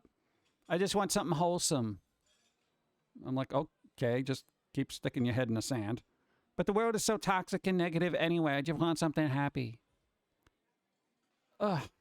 No, I haven't seen the Super Mario Brothers movie. That's going to be a streaming thing for me. It's doing really well in the theaters, though. It's like doing really, really well. So expect a bunch of more Nintendo-based movies to get churned out because, you know, money. Creepy stuff can still be wholesome. Yeah, it can, but you got to kind of get the right people to work on it, because if you don't, then it's just going to be creepy, and people were like, this is too dark. Who did Lost in Random? Was that also EA? Because I feel like it was. And I feel like based on the performance of that game, because initially when I saw the trailer, I was like, oh, wow, that looks like an American McGee kind of thing. And then I feel like it didn't do well, so they just said, oh, well, screw this, you know? My 7-year-old never really loved a Super Mario Brothers movie. Well, they're 7 years old. Of course they're going to like it. Sadly, it was EA. All right, yeah. So EA basically put the money that they should have put towards Alice to a game that they basically did not really tout as being terribly impressive. So I think EA has spent their spooky money for the decade with Lost in Random. That must be even worse for American McGee, because he's like, I know they can fund dark, spooky stuff because they did Lost in Random. Like, what the hell, bro? American McGee's Alice was sitting there right there. You could have taken that budget and thrown it to there. That's already got franchise stability. You wouldn't have to try to get a new franchise off the ground, and you'd be working off a cult fan base that's been around since 1999. Good job, EA. Way to redirect funds to something you don't care about. It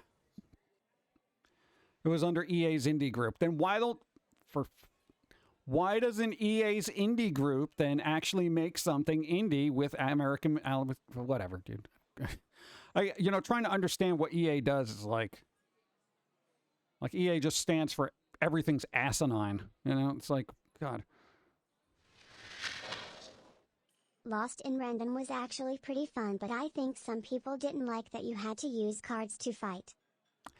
Yeah, the card battling system, and maybe that's what they were trying to grab onto, because card battlers really kind of blew up over the last couple of years. So they're like, dude, let's make a card battler so everyone better be dark and spooky and stuff like that. You could have done that with Alice. Come on. Mad Hatter, all the cards floating around anyway. What the hell, bro? You know? Queen of Hearts. That would have been a perfect card battler. Card battler system. American McGee's Alice. What the hell? Red Queen. Hello. It's literally a deck of cards. It's one of the main themes of, EA. You are just... I feel like you're creatively bankrupt at this point. You're just... Whatever. That's still on my list. I actually want to play Lost in Random. Just because it is dark and spooky. But, again... The current gaming climate wants something more not dark. Ugh. Says who? They want something more lighthearted. Like, I don't know, High on Life or something like that. What about Elden Ring? Well, that was an anomaly we didn't plan for. No, you just didn't. You don't have studios that make that kind of thing. Ugh. The dice were broken, and I love that. Boom, boom, boom, boom. I don't know.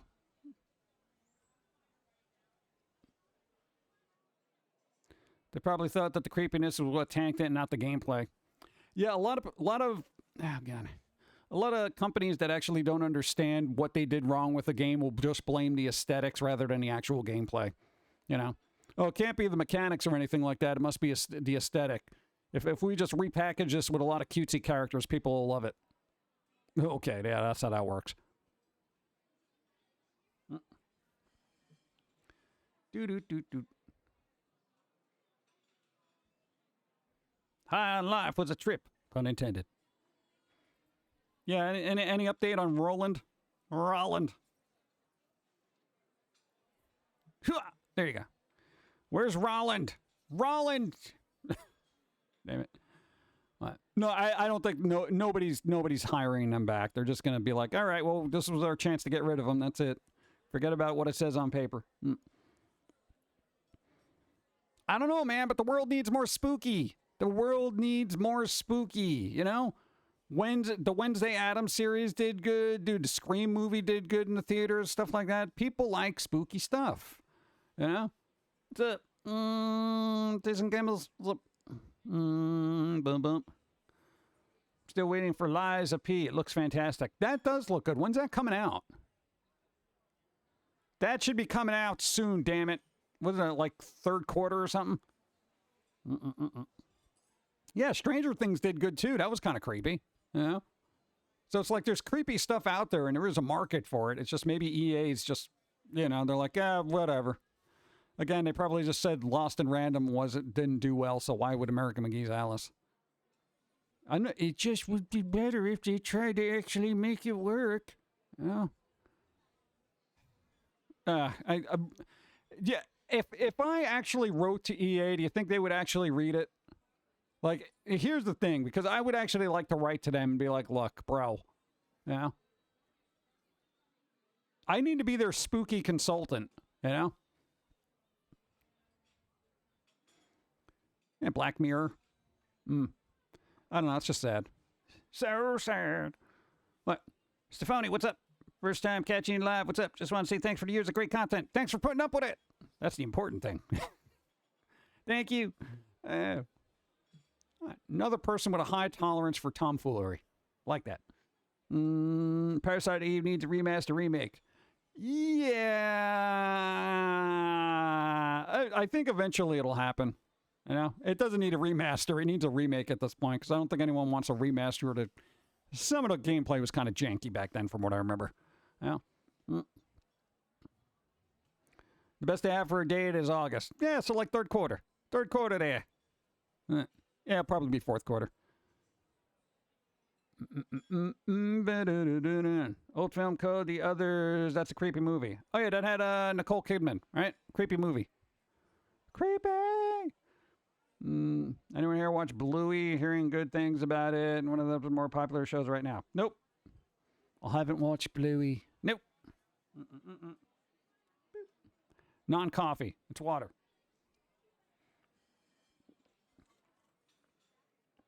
Yeah. No. No.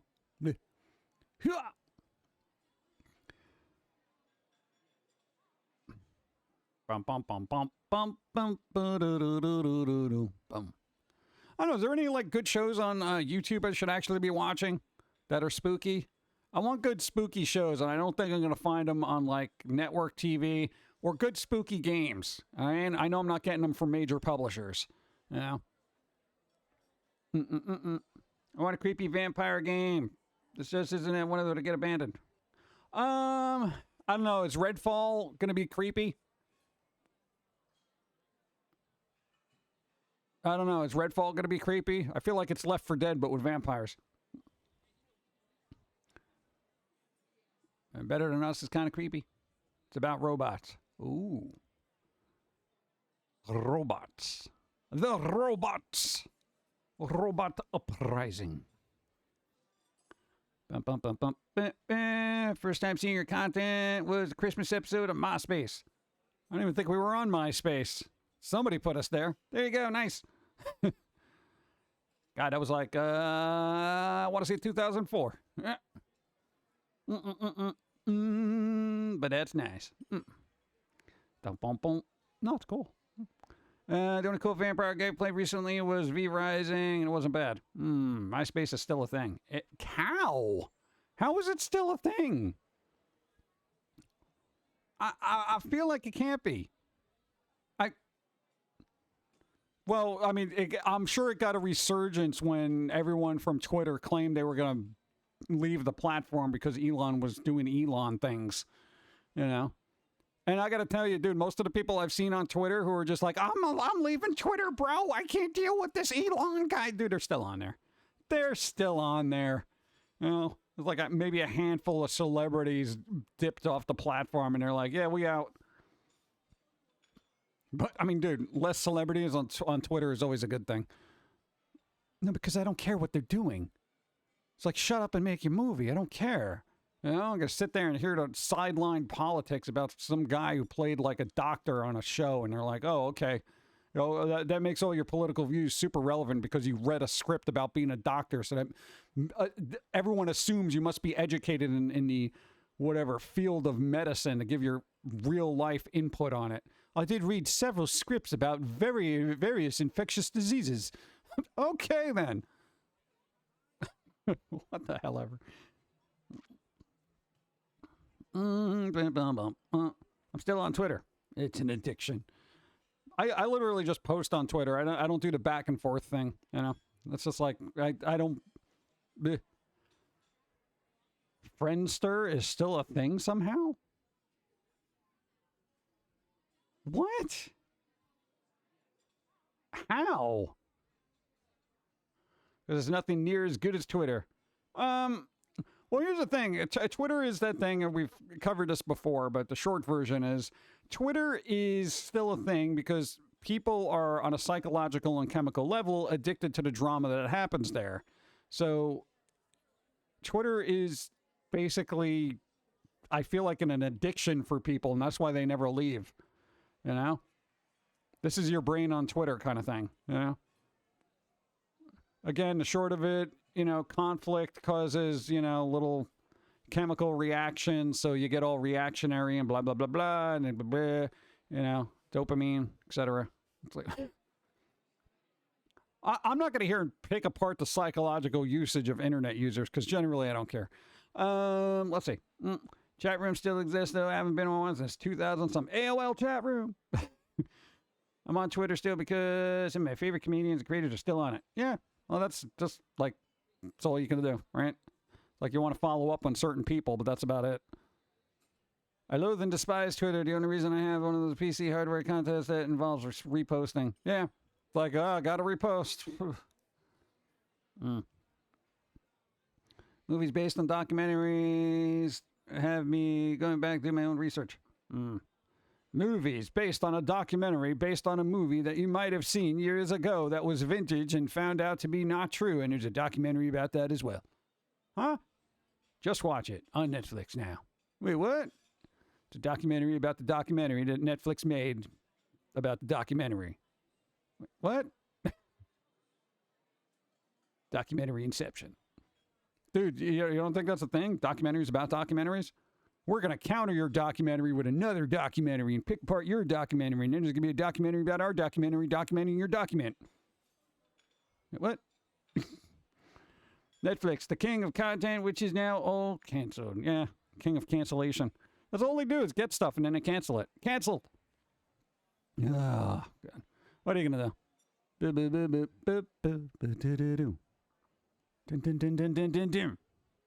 Oh. Oh yeah, I gave you a thing. All right, cool. Come back to easy mode. Go.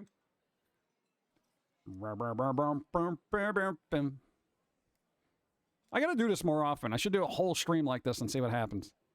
I feel like I need more expressions.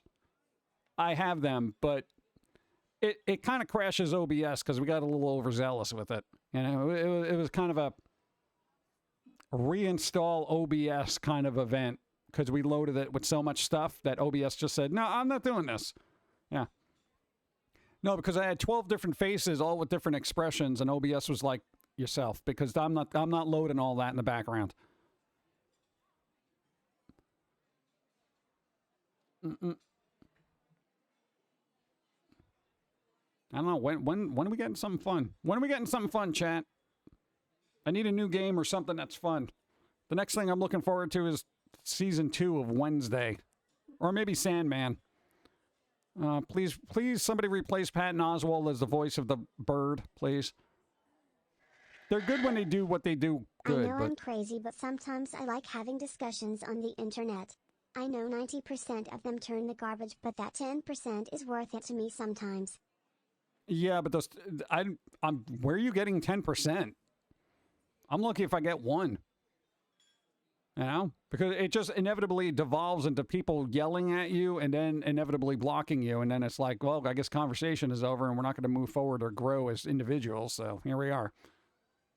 Yeah. And that's usually the problem with most of the things is people get bent out of shape. And, you know, as soon as you have an opposing view, they get emotionally reactionary instead of logically think about it. So they just rage quit the conversation and block everybody. Yeah. Some would say fun. Nope. Not here on the internet. There was a game, God, what was it called? Let's see if I can find it. I was going to have the computer on, and I was like, bro. Oh, really? Give me 1 second. I'm looking for it. Dum da dum dum dum da da da dum. It's a raid. Destroy them all with kawaii hacks. Who's raiding and why? tricks. You tell him, Steve Dave. Damn it, Steve Dave. Hi, people, and you and your raiders. How's it going? We're in easy mode right now, but I'll get into normal mode. Give me a second. Boom. Cha-cha. What's up? Thank you for the raid. What's up? I know, we got follower-only mode on now because there's been a rash of bots. How come Twitch hasn't gotten better with the bots? I feel like every time, I would like to get rid of follower-only mode just because bots, but nobody does things. .exe, what's up? How's it going? You tell them, thank you for the raid. What's up? Click and follow them if you can. They helpful. I like when they helpful. Thank you for being helpful. We survived a zombie apocalypse as best we could. I feel like we're still living in it. Yeah. How is Dawn today? Yeah, it depends on the minute you get her. Out of sorts, as it were. Taking No, Dawn isn't wired like you. She can't work 24/7. And she's just like, I need a break. I'm a brain. Lucky the pumpkin.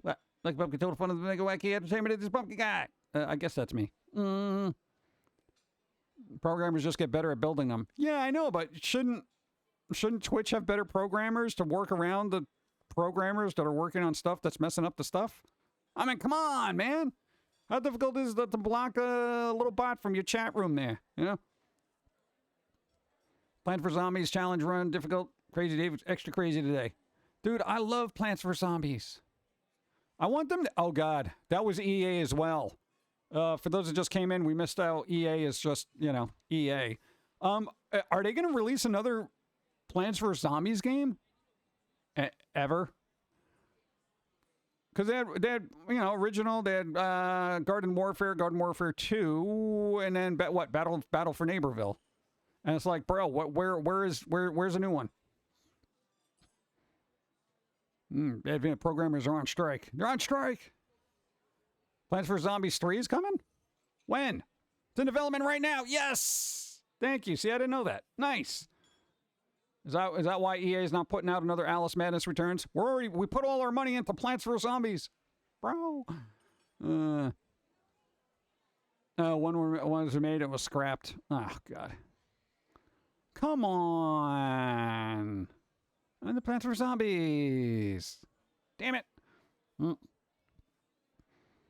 Dude, as far as a PvP game, dude, Plants vs. Zombies was actually kind of fun. And I know, the strategy, thing prior to that, it was pretty fun. But I mean, dude, that was kind of fun. What Alice Madness game? What? Oh no, the third game, Alice. Yeah, it was Alice Asylum. EA. I don't know if you missed the conversation. EA basically said they're not going to develop it, even though American McGee went through a lot of hard work to try to get it out there and stuff like that. They just said no. So no American McGee's Alice Asylum. Couch versus great. Yeah. Damn it. Bring it back. Go. Bets on Plants vs. Zombies 3 being like the mobile game?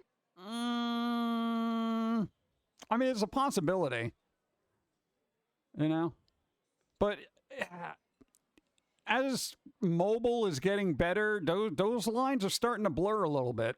You can always tell, if you're playing on console or PC, when a mobile game was ported to, a console/PC. But, games that were on the console that get ported over to mobile generally kind of work well, So it depends on the angle they go with, No, I try not to be all like, oh, it's a mobile game, because mobile gaming has gotten a lot better. If they can please rip out all the microtransaction-y crap. Yeah. It is actually, they're trying to make it that way, but they're screwing up the sun system. Why? Come on. Plants vs. Zombies will get a new game day after Elder Scrolls 6 drops. They said it's in development. I gotta look that up after a stream now. Yeah. Man. I was joking. You're making me sad. Yeah. That happens, you know. Well, oh God. Here's the other problem in gaming. Mobile gaming has been a huge cash cow for basically every developer now. And, you know, it just basically... You get so much back for such little effort. Because apparently people on the phone are just like, here, take my money. Oh, here, take my money. Oh, here, take my money. And I think of all the people that pumped money into Diablo when that came out. Diablo Immortal? I'm like, what? You know? Dude, like, Blizzard made $25 million the first week. Dude. Week. Well, Genshin Impact is doing really well, and that's really not invasive as far as microtransactions go, so...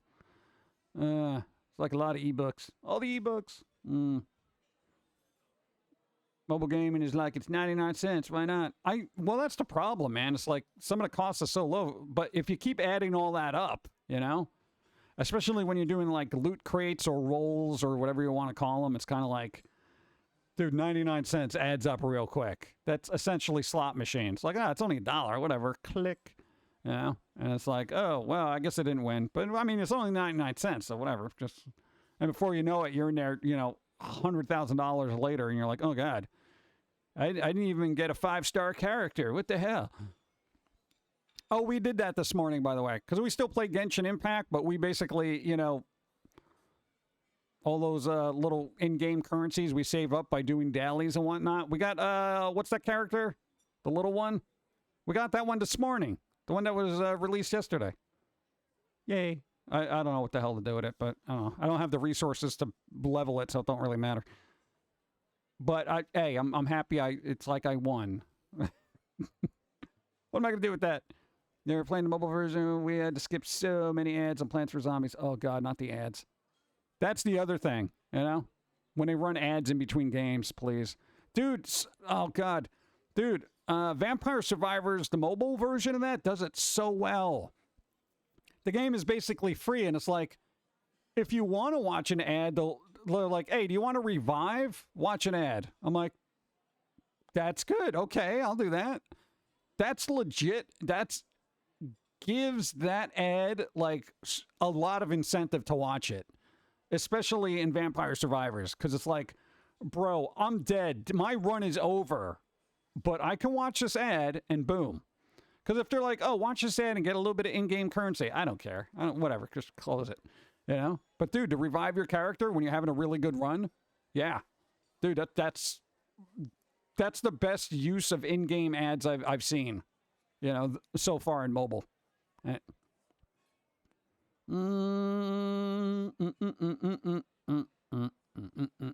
Dude, Vampire Survivors, man. I'm telling you, go for it. Better take a look at that game then. If that ad is worth it, I'll check it out. Yeah. I will say, and I'm not a big proponent of like mobile gaming at all. 2 games that work really well: Genshin Impact, Vampire Survivors. You know? And it's like, it's just, it works. It works, and I'm fine. I don't feel cheated. I don't feel like I'm wasting my time. I don't feel like, oh, you know, just want to play the game. Come on, yeah. But dude, for the mobile version of that, I mean, it's available on PC, but you know, there you go. But it is free on mobile, so you can just kind of like, you know, deal with the ad if you want to revive your character. That's it. Like, my run's over. Revive? Okay, yeah, I'll do that. I don't even get to do that on PC. You know, unless I unlock that characteristic. But it's like, you know, dude, come on. PJ Vampire Survivor had an update with DLC. $1.99. Bought it without thinking. Yeah, I got the DLC for that too. I'm like, whatever. Here, take my money, dude. I'm like, that's one of those devs that I'm like, you know what? And here's the thing. And I know we've covered this here, but if you're new, it took them a long time to get a mobile version of Vampire Survivors because they wanted to find a developer that could work on it. and not be predatory with their little microtransactions and ad revenue things. That's, well, one, that's admirable that they waited. That's why I throw money at them. Thank you for subscribing. Two, I find it sad that every other developer is like, well, no, we need to put these kind of, microtransaction-y kind of tactics in there or it's not going to be worth it for us. What? What is the point? I know that being a game dev, you want to make money, but bro, it's like you want to make a good game first. Don't worry about the money. If the game is good, people will make money. You know? It boggles my mind. Yeah. Media lasagna calling my name. Thank you. Thank you for the raid. Be well. Enjoy lasagna. I can't speak today. Lasagna. I gotta make something today. I want to make some kind of weird fun lunch that I don't normally make. I think I'll do that today. I don't know what. They're coming out with another DLC too. Yay! There you go. You had coffee at Starbucks. What? What are you? You should be getting coffee at Starbucks then. What's wrong with you? Bump, bump, bump. Easy mode. 3, 2, 1. Boop. Easy mode. I like the easy mode. Oh, God, that reminded me. I was going to look up something. Give me a second. Oh, War Tales is now available on Steam for those who care. I don't even know what that is. But apparently there's a big banner for it.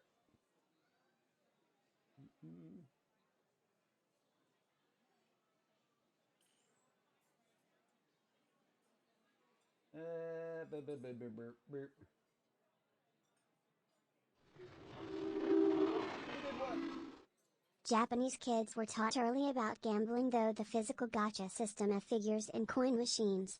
That's how mobile games get so much money in Asian countries. Yeah, but, it's kind of like... The weird thing about money is I kind of grew up with parents and grandparents who are basically like, if you don't have the money in your hand, don't buy it. That kind of thing. So basically it was kind of like, if it's not something you actually have money for, don't buy it. Because that was like credit card kind of things. They're like, just basically like, look, if you use something on a credit card, there's going to be interest and stuff if you don't have the money, et cetera, et cetera, et cetera. And unless it's an emergency, try not to use them. And I'm like, well, all right. So eventually, ye olden philosophy just applied to how I use a credit card right now, which basically everything now is credit card or, whatever pay. And it was just like we had that philosophy like, okay, I don't have the money. I'm not buying this. And I still do that now where I'm like, oh, this is $10. I will literally check the account. I'm like, yeah, maybe. And then I'll think about it. And then I'll just say no, just because I'm weird that way. It's like, money doesn't grow on trees kind of thing. And I'm just like, when you have it, just hold on to it because you won't always have it, that kind of thing. It's weird. But, even when it comes to gaming and microtransactions, like, dude, I would love to plunk down a bunch of money on Genshin Impact and just be like, oh, let me do all these little wish things and see if I can get more 5-star characters, et cetera, et cetera, et cetera.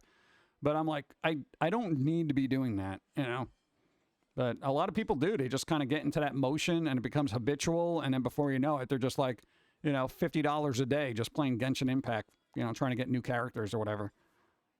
I'm like, dude, you can go through that whole game with your starter characters. Like, you don't really need any of the other ones. But like, dude, this one's really cute. I gotta get this one. It's so adorable. Yeah, whatever. But, I don't know.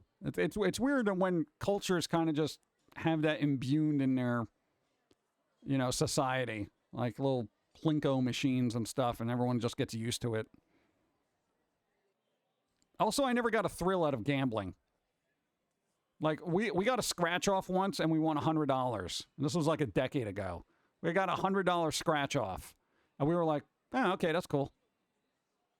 Like, that was it. It didn't set off some trigger in my head where I was like, oh, I gotta buy more because, I'm super lucky at this game. It just never happened. All my monthly spending I use my credit card then pay it off each month. so I don't pay interest. I do it for the points. Last year I cashed in and got over $400. Wow, that's a lot of points. Nice. Never played the lotto. I've played the lotto before, but, I'm that person where it's got to be worth it, So, when the jackpot gets to like $1 billion, I'm like, yeah, I guess I'll put $2 in and see what happens. Like, basically, if it's over 20 million or under 20 million, it's not even worth my time. But the thing is, every time, and, you got to consider we grew up in New York, so every convenience store we went into, there was a line of, like, lotto scratch-off ticket addicts just cluttering up the, checkout, just scratching away at stuff. There would be a field, a pile of just those little silver scratch-off shrapnels just everywhere on the counter. And it would almost get agitated when you're like, yeah, can I just buy this soda and get the hell out of here? And they'd be like, what? Bleh. You could tell they're like literally addicted to it on like an emotional chemical level because you literally interrupt their scratching flow and they're bent out of shape now. So, yeah, we were just super observational about that. And we're just like, yeah, I don't want to do that. And they never win. Every once in a while, somebody will be like, hey, I won $20. But meanwhile, they spent like $70 on tickets. I'm like, so you're still in the whole $50. I mean, you don't have to be a mathematician to realize you're losing money. Gambling is never there for you to win. If you win, you lucked out. That's it. It's never in your favor. And we learned that early on, too. So I spent $60 to scratch off tickets on Christmas gift. Got exactly $60 back. One Powerball ticket each week. It's $2. She always says she doesn't need to buy a ton of tickets. It just takes one. Yeah, pretty much. Like if you have that philosophy, well, if I'm going to win, I'm going to win. Then, you get your one ticket and, hope for the best and see what happens. But there are people who literally have their lucky numbers that they've been playing for like 25 years. And I'm like, bro, if those numbers were any lucky, you would have won 20 years ago. You can now just scan it before you play it so you know if you're a winner or not. Well, that kind of takes the fun out of it, right? I got to match up the 3 cherries to see if I won. No, I'm not wasting my time on that. They don't even slow you down playing, spending your money anymore. Like back in the day when you used to have the one-arm bandits that you'd actually have to use arms to like kind of pull the lever and then let everything spin. It'd be like, now it's just like, here, how many tries do you want? 30 of them? Okay, there you go. No, you lost. Okay, you want to do this again? Sure. Okay, there you go. There's another 30. It's ridiculous. Yeah, I've literally haven't used a scratch off in so long that I didn't even know you could just scan them now. Like the last time I got one is when we won $100, and I feel like, all right, we won the game, and there's no need to go back because we ain't winning again. Yeah.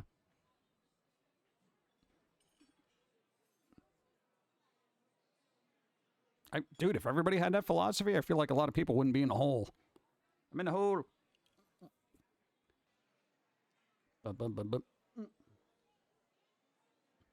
What?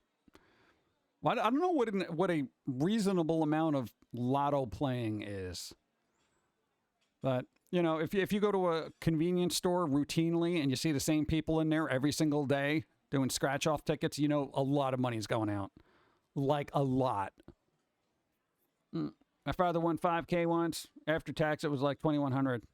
Yeah, winnings are taxed at an obscene rate. Like, it's so bizarre to me. It's like, okay, I won $100. Well, you got to give, whatever, the state $70 of that. And I'm like, bro, really? I know under a certain amount, it's not a big deal. But, above that, it's kind of like, it's so weird. Why do they do that? Can't they just have like a windfall where you're like, dude, I won $5,000 and this is really going to help me out, and it's like, no, you still got to spend this much in taxes on it. Ugh. You got to scratch off like a couple of times because I was curious. I won 35 with my first one and then used it all, won $50 and stopped. Yeah, there is a certain point. I always have that weird little voice in my head that it's a vibe where I know I'm not going to win anymore, and I just stop. I'm like, that's it. It's over. Now, and usually that even with Lotto, even like the large lottos, I could go in and be like, yo, give me $20 on Mega Millions, bro. You know, and I'm just like, here, $2. It kind of doesn't help that like the person behind the counter almost scoffs at you because you're like, $2? You really think you're going to win with like $2, bro? And I'm like, I don't care. Well, they're in their off time. They're basically doing scratch off tickets too. So that's ridiculous. Niles, what's up? I have to say this. I remember watching Foamy 20 years ago. I always loved watching Foamy. Thank you for making something really funny and great and nostalgic about. Hey, there you go. Hey, there was a new episode yesterday, by the way. We literally been putting them out every 2 weeks for the last 21 years or something. We're old. No, we're still working on more. And there's also comic books and movies and stuff. Why don't we stop working on that? Like, I don't know. Our brain is just wired to complain about stuff in squirrel form. I watched it. All right, cool. Thank you. I don't know. Every once in a while, I got to mention that there's new stuff because people are like, dude, I remember you from like 20 years ago. And I'm like, we're still around. And they're like, oh, really? And that's probably our fault. Lack of self-promotion and YouTube's adpocalypse kind of knocked us off the platform for the most part. Or at least out of people's feeds. I'll watch that later today. Nice. Boom, boom, boom, boom, boom. Okay, who here remembers the game Rampage from back in the day? Lack of promotion. Yeah, that's me. Remember the game Rampage from, I think it was like Midway did it, like ye olden times? You're a bunch of little dinosaurs, you'd smash up buildings. Yeah. So after over 20 years, there's a point of Foamy just throws in the towel. I think he's at that stage now. That's why it's been predominantly more pillsy, because Foamy's like, you know what? Everyone can just go to hell. Boom, boom. Where is it? Hold on. I'm trying to get to it, and hopefully things won't explode. Boop. There it is. Terror of Hemosaurus. Okay, essentially this, right? This is on my radar, and we had to buy it because we're weird that way. Bro, this is like a Rampage kind of game, and you get to run around, but it's all modern and stuff, so it actually looks pretty snazzy. So we got that, and we're literally going to try to play that later. I don't know if we're going to do that live or now. I'm thirsty. I remember. Boom, boom, boom, boom. I don't know, hold on, there was a thing I got to... Wait, what was that? Oh, let me get back to chat. Cha-cha-cha. Let's see. People watch less Foamy because they grew up to be the kind of people Foamy would hate. Maybe there always were. That's kind of thing. Like, okay, not for nothing, we have met people IRL that, well, okay, they didn't know who we were. So you figure when you're talking to somebody and they're acting like somebody, and you're like, oh, yeah, I know, I've watched that cartoon, blah, blah, blah, blah, blah, blah, blah, blah, blah. And then you observe their behavior and you're like, we really haven't been watching, have you? And they basically, they've always been people, I don't think become something that the squirrel would inevitably dislike. I think they're always that way, but they don't see themselves that way. They're just more conscious later in life that, hey, I do that. Why is he complaining about that? I do that. You know, back in the day, they wouldn't. They didn't even realize they were doing that. They just found it funny, and they're like, yeah, I hate people who do that. Like, hypothetically, Foamy does a rant about people who never return shopping carts. Who here returns shopping carts and who does not? I always return shopping carts. A lot of people do not. And there's two philosophies. One, just bring the shopping cart back. It's not a big deal. Two, well, somebody gets paid to bring back the shopping cart. I'm not going to do the job for them. That's it. Right? So generally, Foamy's perspective on it is like, okay, well, just return the shopping cart. What's the problem? Exactly. So it's like, you know, that's just an ingrained behavior that people will either return it or they won't. And if people complain that people don't return it, it's generally because it was inconveniencing them. Even if they never return a shopping cart themselves. they'll be like, well, at least I just kind of put it out of the way over there on the side. But then you have those other people that literally leave it in a parking space, you know? And then the next person who pulls in either has to get out and move the cart or find another parking space. So that's generally like how it goes. Yeah. I just bring back the shopping cart. There's people that see stuff, and then there's people that watch, observe, and think. Yeah. It's weird.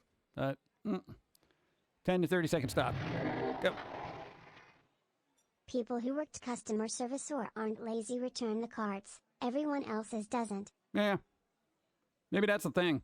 I don't know. It's just like, I think there's been a handful of times I did not return a shopping cart, which is like super icy parking lot, and I was going to bust my butt, right? I was lucky to get like there, so I'll just like bank it in the snow somewhere, that kind of thing. Other than that, I mean, unless it's a personal safety issue, there's no way that I just leave a cart there. But, you know, people do, and that's just how the world works. So there are people who return it and people who don't. You know, I feel like Foamy would be somebody who returns the shopping cart. Or at least get somebody else to do it. Like, hey, you idiot over there, why don't you take the shopping cart back? You're going to go in there and buy something anyway, right? You piece of crap. Like, I feel like that would be his thing. And he'd be like, why are you calling me a piece of crap? Because you're not offering to take this cart back for me. I've done that too, actually. Like, if I see an old lady buy her car and she basically unloads her entire shopping cart and she's motioning to put the cart back, I'm like, you want me to take that back? I'm going in anyway. And they'll be like, oh, that's very kind of you. Thank you. I'm like, yeah, no problem. You know, I kind of saves them the trouble. I get to, you know, bring a cart back and use it at the same time. And besides, I know where it's been. Old lady touching it, you know? Probably has some ointment on the thing, but I wipe them down anyway. I have back issues and I'm super scared of the ice. Exactly. See, that's when you leave the cart there. If anything, you get somebody to bring the cart and put you in it. You know? You need an adult size stroller. Somebody wheel me to my car. I'm fine for that, dude. You got like health issues and stuff like that, but I've seen perfectly able-bodied people just say, oh, whatever. You know, like, dude, you can literally lift a car. Why? And it's not like I can argue with them either. Hey, man. What's up? Thank you. Take the cart or feel my squirrely wrath, pretty much. Then you just flip it and just bring this back. Do it now. You have your own shopping cart? Oh, my God. Dude, that's fancy. I don't use shopping carts. Where in the spectrum do I fall? Well, you got to use a hand cart, right? Unless you're walking down the aisles just kind of holding everything in your arms, which I feel like is super inconvenient. And a little suspicious at the same time. That just means you don't buy a lot of stuff. Because I can't imagine just, you know, going to a supermarket and buying 6 gallons of water and then just tying them around you and just walking through the aisles with just 6 gallons of water, like, wrapped around your body. Just saying, I know it's heavy, but I don't use a cart. That's my thing. Do you have the 25 cents to get a cart thing helps? Oh, yeah. Well, that is a thing. There are some places that'll actually charge you like 25 cents to use a cart, and then they'll give you the quarter back when you, like, bring the cart back. Which is really weird because they're basically holding your money hostages, like, and then also simultaneously putting somebody out of the work who would generally return the carts. So you're paying them, or at least loaning them 25 cents so somebody else does not work, which is so confusing to me. I have an old lady shopping cart. The only one that leaves my apartment is the groceries in the car. I wish everybody could have their own shopping cart. You don't want that. Everyone has their own car, and look how they drive.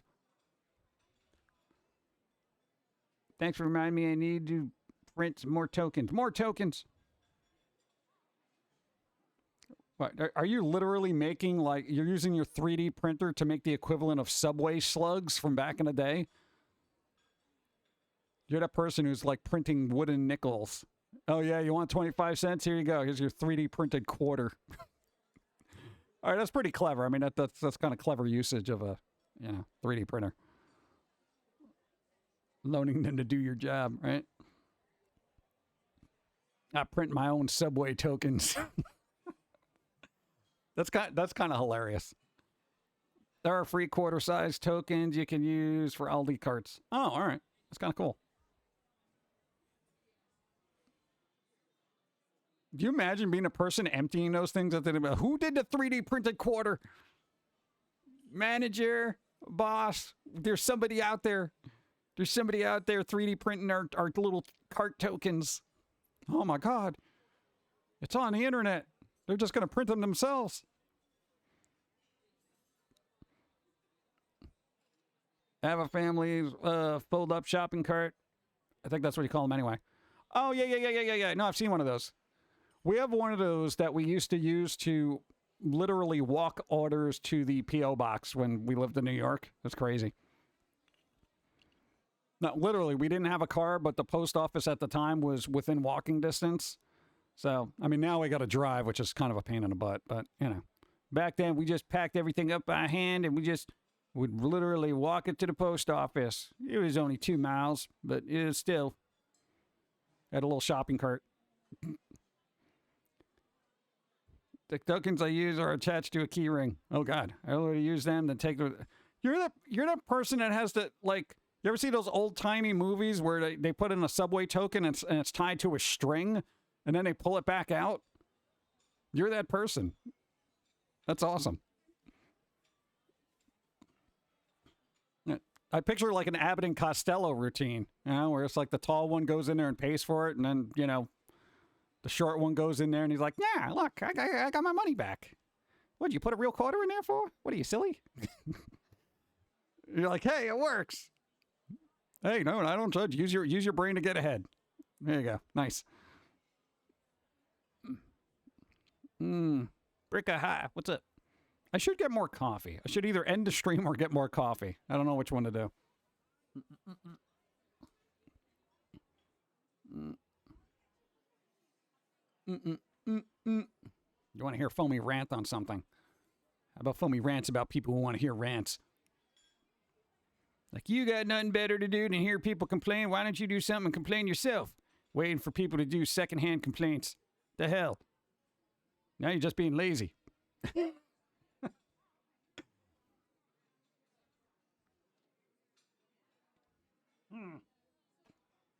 Ah, oh, that's water. Oh, gross.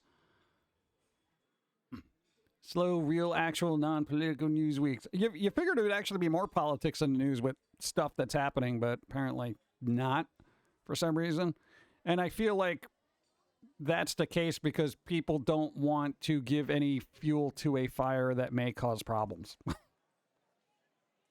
all a conspiracy, man. Oh, I can complain. I can complain. I feel like everybody can complain. Everyone's got a part of them that can complain. Bump, bump, bump, bump, bump. What happened to Squirrel and Robots? Are they on vacation? No, there's just like, I cover stuff, Steve covers stuff, and by the time the squirrels get to it, they're like, why bother? Everyone else has already covered the stuff. Like, you had a podcast about the American McGee thing and a couple of other things, and it's like, we already covered that, and I'm like, do we really need to be repeating ourselves? Yeah, it gets tedious. Less political news since Congress is on recess until April 17th. Why do they get vacations? I don't get vacations. Oh, but apparently some administrations are looking into Chat GPT for, I guess, what are they, regulations, because they're like, bro, yeah, you know, Chat GPT might actually spread information and stuff like that. And yeah, I mentioned it earlier, and I am aware. But I'm like, bro, you're worried about Chat GPT? Have you seen the internet? Sir, the internet. Why do crazy Karens exist? Because we live in a society that basically has allowed people to think they're unique and special in the center of the world.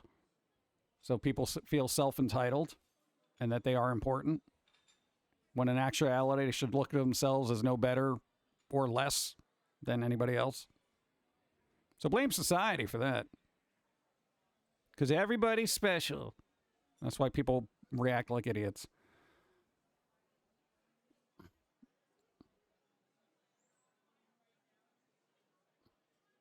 Can you do a 5,000 bit for Foamy for a minute? What? You mean voice stuff? Like yell? I don't. No, I have that voice changing software. I just never use it. Like I don't even have it booted up because I just generally don't bother with it. Because like, you know, I got my voice, Steve got his voice. Maybe we should do that. I don't know. Cartoon where Foamy is in the White House. No, we don't even do politics. If the squirrel ends up in the White House, he's just going to chew all the wires and hopefully have people fall down the stairs in the dark.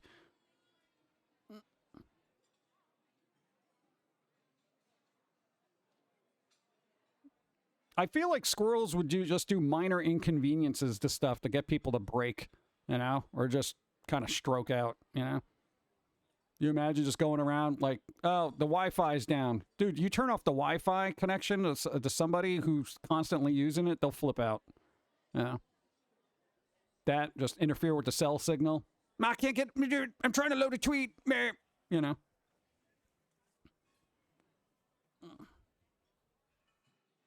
Everybody's special till nobody is. I know, we've had a long life of not being considered special, so we just never looked at ourselves as being special. So I don't know where people get the self-entitled thing. I'm like, wait, you mean you grew up in an environment where you thought you were special? Oh, that must have been nice. Yeah, talking about privilege. I mean, my God. People cared about what happened to you? Somebody lucked out. Let's see. I saw a Karen. What? Troll in court, docs, what? Attack real life people. All over TikTok. Now leads in court.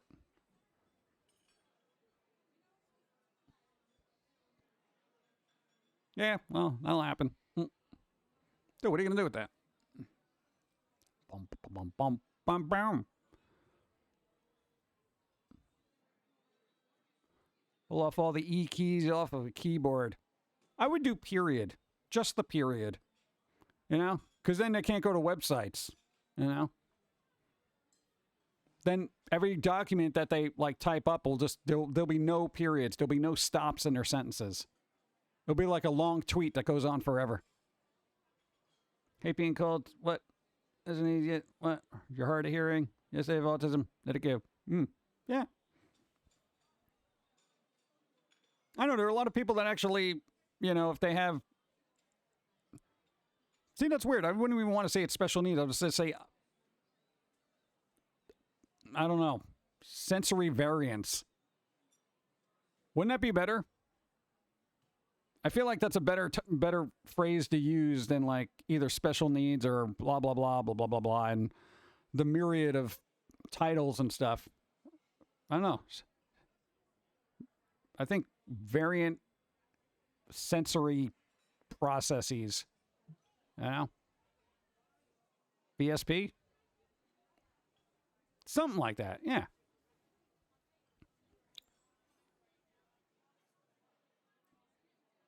But because I usually say that, like, okay, for us, we don't like a lot of loud sounds. So when stuff happens and stuff, and we're just like, oh my God, loud sounds, blah, blah, blah, blah. We generally don't be like, oh, well, I have this auditory blah, blah, blah, blah, blah, blah. I'm just like, nah, I process sound differently, so certain things are really loud to me. You know, and leave it at that. So it's just like, you know, you just process things differently. You know, it's a variation on how other people process. It's like neurodivergent, you know? You just process things differently. You know, as opposed to being quantified like you're, you know, oh, you're special this, special that, blah, blah, blah, blah, blah. You know, but, I don't know. But people like their labels. People do like labels, you know? A lot of people in the world, it's like they define themselves by them, so if you take them away now, then people are going to freak out. But I'm A, B, or C, and this is how I define myself, so if you take away my label, you take away my identity, and you can't do that. I'm like, yeah, but why do you want to identify as by, you know, what's considered an ailment or an issue or whatever? If you define yourself by it, then you never want to overcome it, because if you overcome it, then you lose your identity. If you lose your identity, then you don't know who you are. But who you are is who you is. What? I hate labels. Yeah, especially ones you can't peel off. Ugh.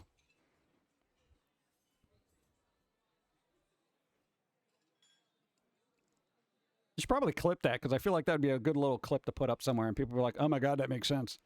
I'd be like, yeah, it makes sense. People would be like, oh my God. Labels are annoying. It's like, what are you going to do with them? Yeah. Because, God. it's kind of like, instead of getting into like the mental health aspect of labels, hypothetically, if you're just talking about marriage, you know, when you get married, then all of a sudden you have like roles placed on you, like husband or wife or whatever. All of a sudden, those labels carry a lot of weight with it, you know? Like, okay, wife has to do this, husband has to do this. Now, if you use the term partner, partner denotes equality amongst both parties, you know? There aren't roles. It's they're a partner. Equal partnership. Makes more sense. So I feel like the whole concept of labels should just be thrown out the window, you know? Forget about wife, forget about husband, forget about neurodivergent, special this, blah, blah, blah, blah, blah, blah. Everybody's a partner, everybody's a human. You just leave it at that. Then people are going to be like, but people need to know that I'm this way. Do they? They'll find out when they find out. Half of the world problems are based on label arguments. Exactly. Yeah.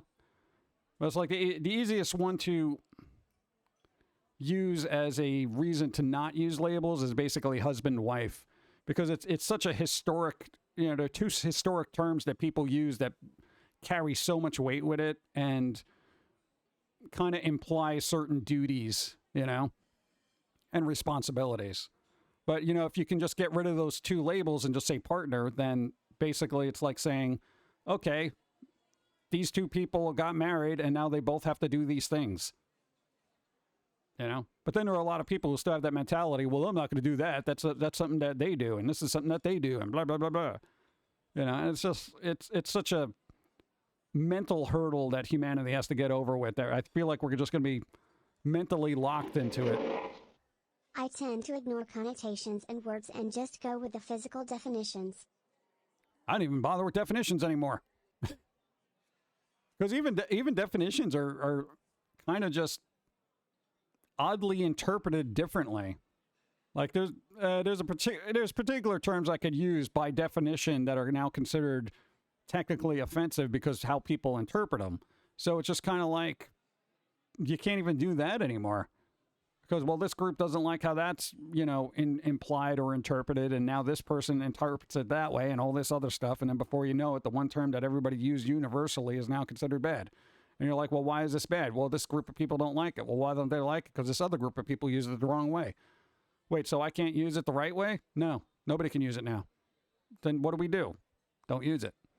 All right, can we come up with a new term? Yeah, until somebody ruins that too. And it goes on forever. Definitions are now subjective. Yeah, much like science. You know? Oh, don't worry, we got some of the leading people on the planet saying that you should do this, this, this, and this, so this wouldn't happen.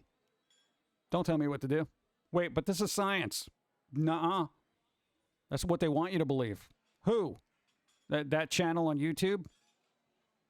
You mean a YouTuber who's basically just trying to stir up controversy for ad revenue? Yeah, that guy. Okay.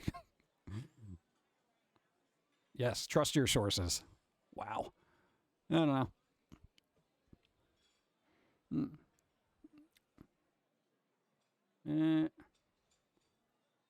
Going backwards, laws, everything's not. Yeah, dude, the whole world is basically butt backwards at this point, you know? It's like there's been just so much retreading on everything that people are just like, hey, we're making so much progress, but I guess we should stop that now and just roll back a little bit. Thank you, Dan. I don't know. We got to evolve at some point, but I don't think that's going to happen anytime soon. No, because it's hard to evolve in unison when everybody's so polarized. And over the last couple of years, society's gotten very polarized. So now we're just dealing with, you know, an us versus them mentality. So there's no together. There's just us versus them. So nobody wants to move together as a whole. People just want to make their side move faster than the rest, you know? People want to assume, oh, well, my side's better than the other side, and everyone else is just being ignorant, you know? And it goes both ways. So there isn't like one part of the world that's like, oh, well, we're the super evolved people, you know, so everybody else is an idiot, you know, because it's literally a subject by subject basis, and nobody wants to meet halfway through in the middle because it's usually an all or nothing mentality, but life isn't that like that way. And you got to be basically neutral on both sides to actually move forward, because then you can see both sides of the story and then move together collectively. But nobody wants to do that. Because if you see both sides of it, then basically you're basically saying is, oh, I get you. I get you, and I understand and respect your point of view. You know? But that means you would have to kind of like override your own personal point of view and realize that somebody else actually has a valid thing, and that becomes an ego thing, and we've already gone through that numerous times. You know, the reason we don't evolve and move forward is because everybody's too attached to their ego, you know? Kind of like their labels. You know, if you keep hanging on to your ego, you know, on a particular topic, then you're just going to be so ingrained and invested in it that you're just going to be like, well, this is how I feel, and it's part of my personality, so I can't be wrong because I feel this way. Yeah, that's the other great tragedy of human development, or lack of. Because I feel this way, it must be right. Yeah, okay. That's how that works. Being neutral is the hardest thing, which is why most people avoid it at all costs in their heads. It's easier to just take a side and stick with it. Yeah, but if you take a side, you're alienating everybody on the other side. But then if you don't take a side, you alienate both sides. So it's like you're damned if you do, if you're damned if you don't. So I guess people would just rather alienate half the planet than all of it. You know? Because literally there's a topic that, like any topic, generally for the most part, I can pretty much see both sides of it and try to discuss it logically.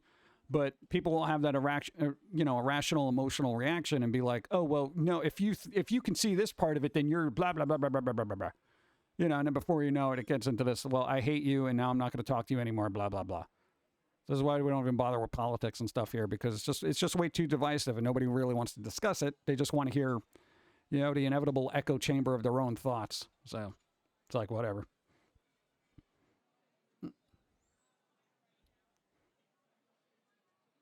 That's always the worst, when you talk to somebody about a particular topic and they're like, what do you mean you see that point of view? I'm like, well, yeah, because like in their particular instance, this is a very valid point of view. You know, even if it's like part of a whatever kind of thing, and you're just like, well, I don't understand that completely, so I'd have to look into it more.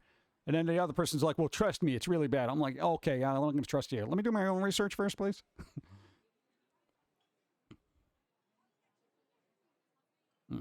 Though, according to some people, both sides' mindset can lead to a problematic consequence of unintentionally favoring one side and saying that there are certain issues that are clearly black and white.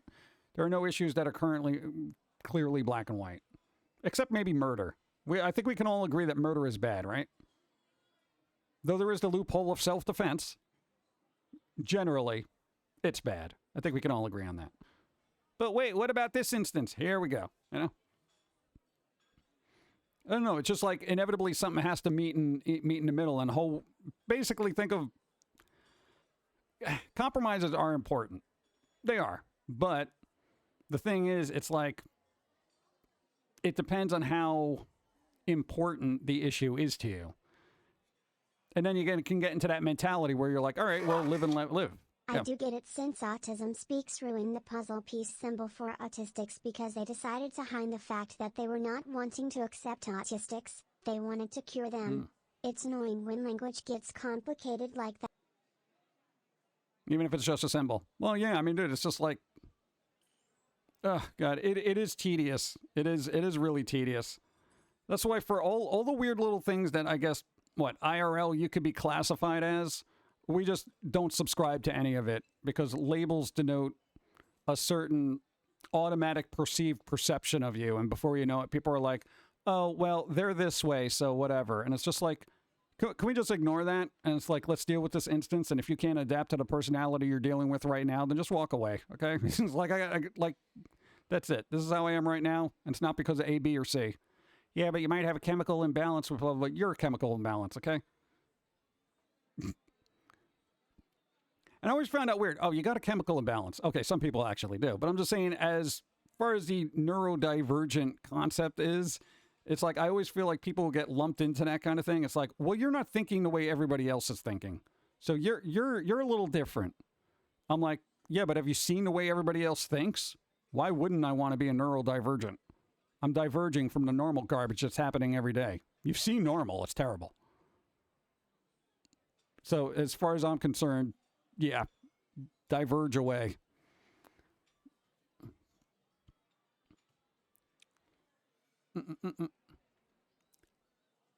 Yeah, I don't think anybody should really be going down that road, you know, where it's like, oh, they don't like this because of whatever, blah, blah, blah. I don't know. I feel like if people just can't get along, then they just should not be hanging out with each other. I mean, that's simple enough, right? I don't get along with you. Well, I'm not going to hang out with you then. Okay. I'll leave it at that. Bum, bum, bum. I think neurodivergent mostly now is more about chemical imbalances and not how they think. Probably. Like, I don't even know. I don't keep up with it because I don't keep up with labels. And everybody in the comments section can totally, you know, educate me on how they feel the need to, but I generally don't read comments, sorry. Yeah, but you got to know neurodivergent means this now. I don't care. I don't care. It's like I'm generally God. I always approach life and every human being, are they good or bad? That's it. Are they a good person? Oh, yes, they are. Okay, they cool. Even if I don't get along with them, just as long as they're a good person. They could have a completely different moral structure than I do, just as long as they're not like punching people in the head for something stupid. And I'm like, all right, they're okay. They're not my cup of tea, but they all right. Dun, dun. I have autism, don't like the puzzle symbol, makes me feel like something's wrong being autistic. Took me a long time to accept. Oh, that's right. They did have the puzzle thing, right? Yeah, I thought that was weird because the whole puzzle concept means that there's a piece missing or that something needs to be put back together as if it's broken. And I don't think that's the case. It's just a different way of seeing something. It's a different way of processing things. That's all. It's still a complete piece, and it may take longer or less time, depending on the, you know, processes of the individual as to how you get to the end point, you know? Like, I find that weird. Hey, we're gonna use a puzzle piece to represent everybody in this particular group. Wait, a puzzle piece? Why? Well, I don't know. Just, we haven't pieced it together yet, so yeah, there you go. Wait, what? Just deal with it. No. Yeah, but I'm not broken, right? Exactly. It's like all the pieces are there. They're just not fitting together, is what that implies to me. The pieces are there. We just haven't managed to put them together.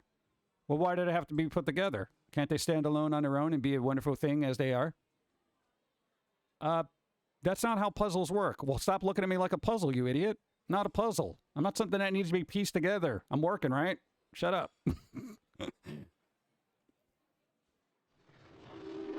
That's it.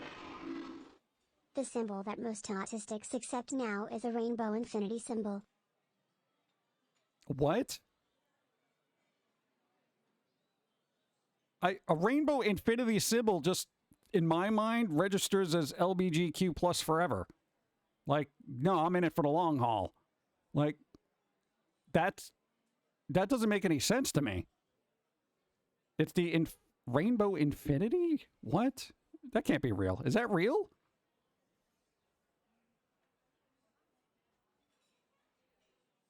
Or a gold one. Or a gold one. Why's that gotta be gold? I'm gonna tell you right now, I do not generally gravitate towards the color of gold, and I would not want to be represented by the color of gold. Okay? Because gold, to me, denotes greed. And it's also a gaudy color. Infinity. Or like sunflowers. Sunflowers? I don't like sunflowers. They attract bees. Bees are dangerous, especially if you're allergic to them. Plus all the buzzing. Super inquisitive. They'll try to get in your ear. Weird. I don't like gold either. Yeah, I'm not a big fan of gold. Like that weird gold stuff. Like Austin Powers. Gold kind of guy. So either you get rainbow or gold infinity loop or sunflowers. I feel like that's... Well, even then they couldn't pick one. It's like, just pick one and go with it. Now you got two variations of one and another one.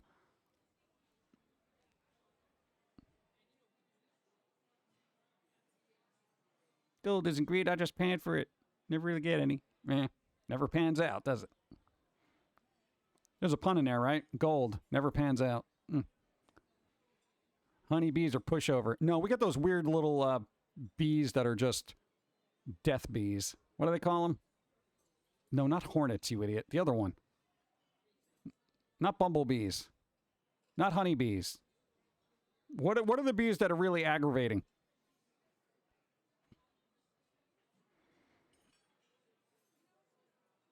Gotta remember that. That was a bad pun. Gold never pans out. What? Wood bees? Maybe wood bees. Those things are maybe. I don't know. Maybe. Wasps? No, that's not a bee. It's a wasp. Killer bees. I don't have killer bees. Sweet bees? Bumblebee. There are too many bees. All right, just the stingy kind. UK, it's a sunflower lanyard that we wear. It's a lot of people know we have hidden disability. Really? They give you a lanyard over there? I don't like that idea either. Here, wear this. You sure you don't want to assign a serial number to this too? What the hell? Bro, that's not cool at all.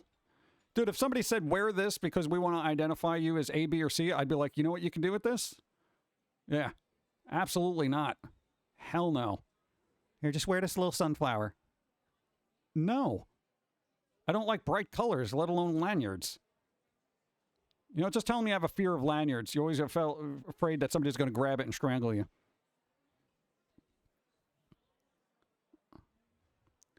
What happened to the killer ones from the 90s that were coming from Mexico? Oh, they're slowly making their way. They'll get it. With all the global warming happening, you know, killer bees will be in your backyard before you know it.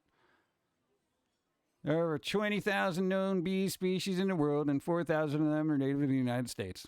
Oh, great. We got to be like bee capital of the planet. Good job.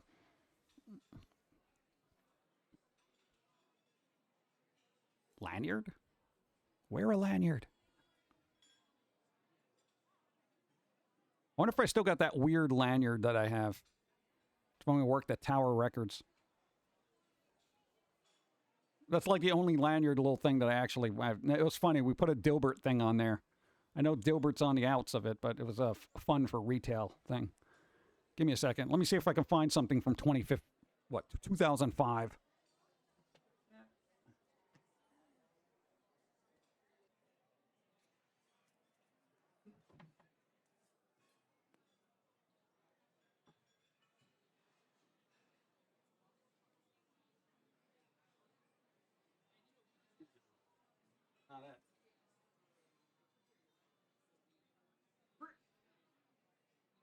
It's not.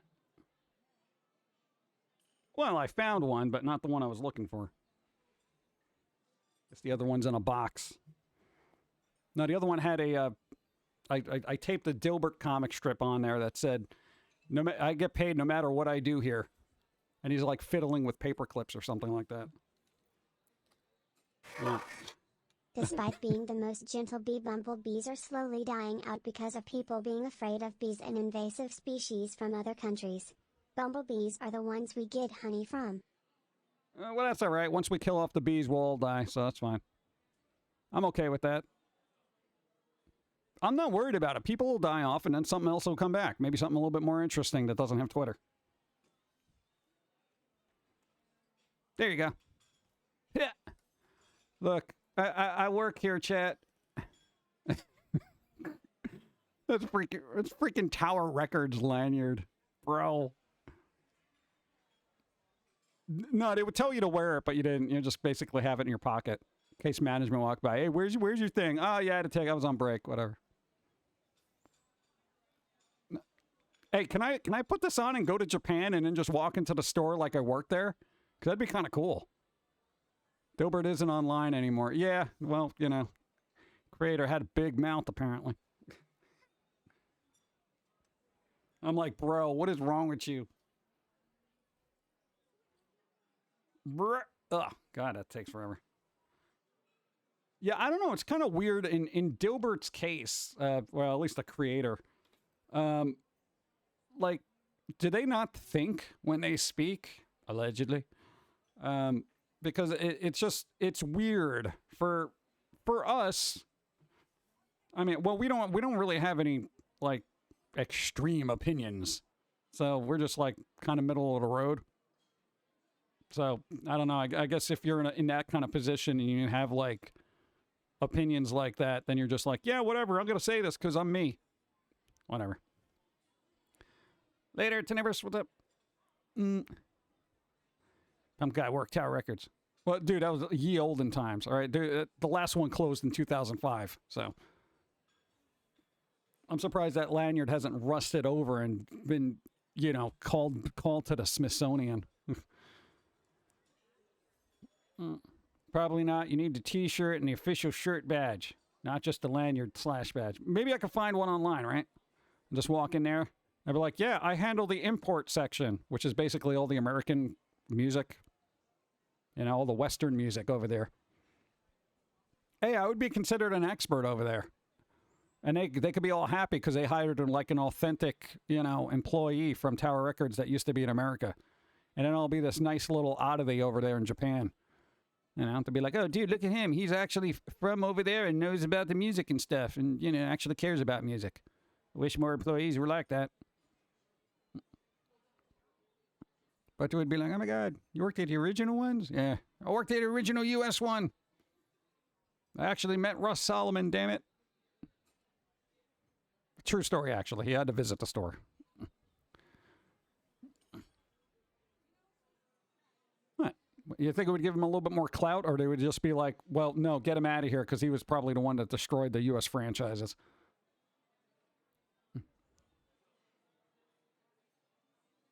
4RA Records guy? Why? He's just going to complain about whatever you listen to.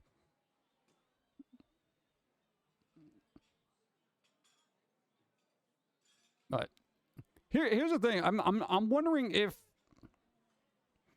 for people who want different characters to show up here, you do realize that characters' personalities are what they are, right? So like if Foamy comes out here, he's just going to complain about everything. If Pillsy comes out here, he's going to be unintelligible and just making nonsensical accusations. Begley is just going to be talking about anime and probably pulling up pictures of Sue Metal from Baby Metal for 4 hours. And, the 4i Records guy is just going to complain about particular types of music. So having a conversation with any one of these characters, they're like going to be in character. You know what I'm saying? So, yeah, that's going to be a little dicey. Star Schmucks guy might be funny. Yeah, but I think he's just going to try to sell you coffee. Or he's just going to wait for your order and he's going to be like, are you going to order something or what? That kind of thing.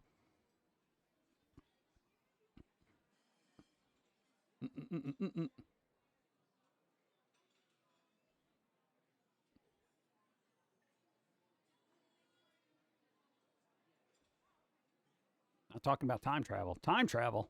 What? Yeah, well, I wouldn't worry about Foamy complaining too much because I don't think Foamy cares enough to complain. Well, flat out, at this point, dude, I figure as a squirrel goes and as far as that character's personality goes, it's going to be at some point where, he's just going to put his hands up and be like, oh, go ahead, everyone die. Seriously. Because at the point, he's got just no interest in whatever humans do. Yeah. Squirrel, what's up? I'm going to need liquids. Liquids!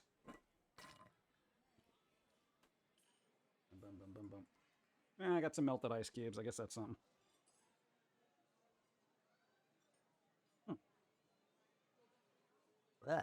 No, that's weird.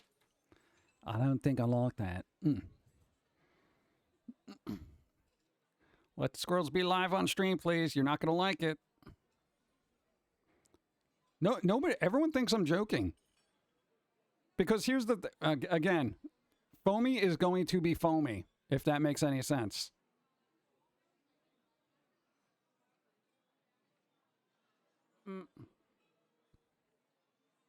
It's like I don't get it. Bring out the squirrel. You don't want that. Bring out the squirrel. You don't want that. Squirrel comes out here and tells you to do numerous things that would probably cause issues. And people are like, how could you do that? Like, hey, you wanted the squirrel character. They're in character. Pilsy showed up on stream once, but it was a good situation due to them doing Mad Libs. Oh, Pilsy likes Mad Libs because he gets to say words that don't make any sense. So like, oh, look, shoe banana twist tie. And he's like, oh, okay, that's good. Put it in there.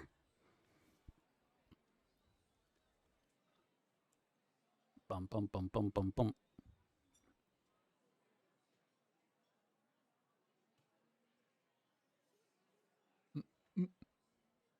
Pilsy was on Dawn's stream. Well, in a way. They did Mad Libs. You heard him in the background shouting out weird little words. Like taco suppressor. You know? When you shoot tacos at somebody, you got to use a taco suppressor or it makes a lot of noise. Like, excuse me, why are you shooting people with tacos? Well, they're bad tacos, so they have to go somewhere. Why not in the back of somebody's head? Okay, that gels.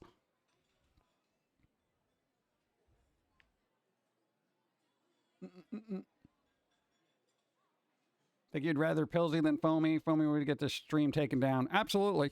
Well, there's that thing. And the thing is, it's like their characters are so, I want to say, set in stone. You can't bring Foamy out here and expect him to be like nice to people, especially in the state he's in where he's like fed up with everybody and he just thinks people are just complete idiots that like you want to hang out in a room. It's fun when it's directed at somebody else, but when it's directed at you, it's just bad. Yeah, because that's his personality and he's just going to be his personality, if that makes any sense. Taco Bell has been going downhill. Why? Is it on wheels? See, that would be Pilsy. Oh, Taco Bell's going downhill. Well, who thought it was a good idea to put that on wheels? You know? Fast food is all great and everything, but this is stupid.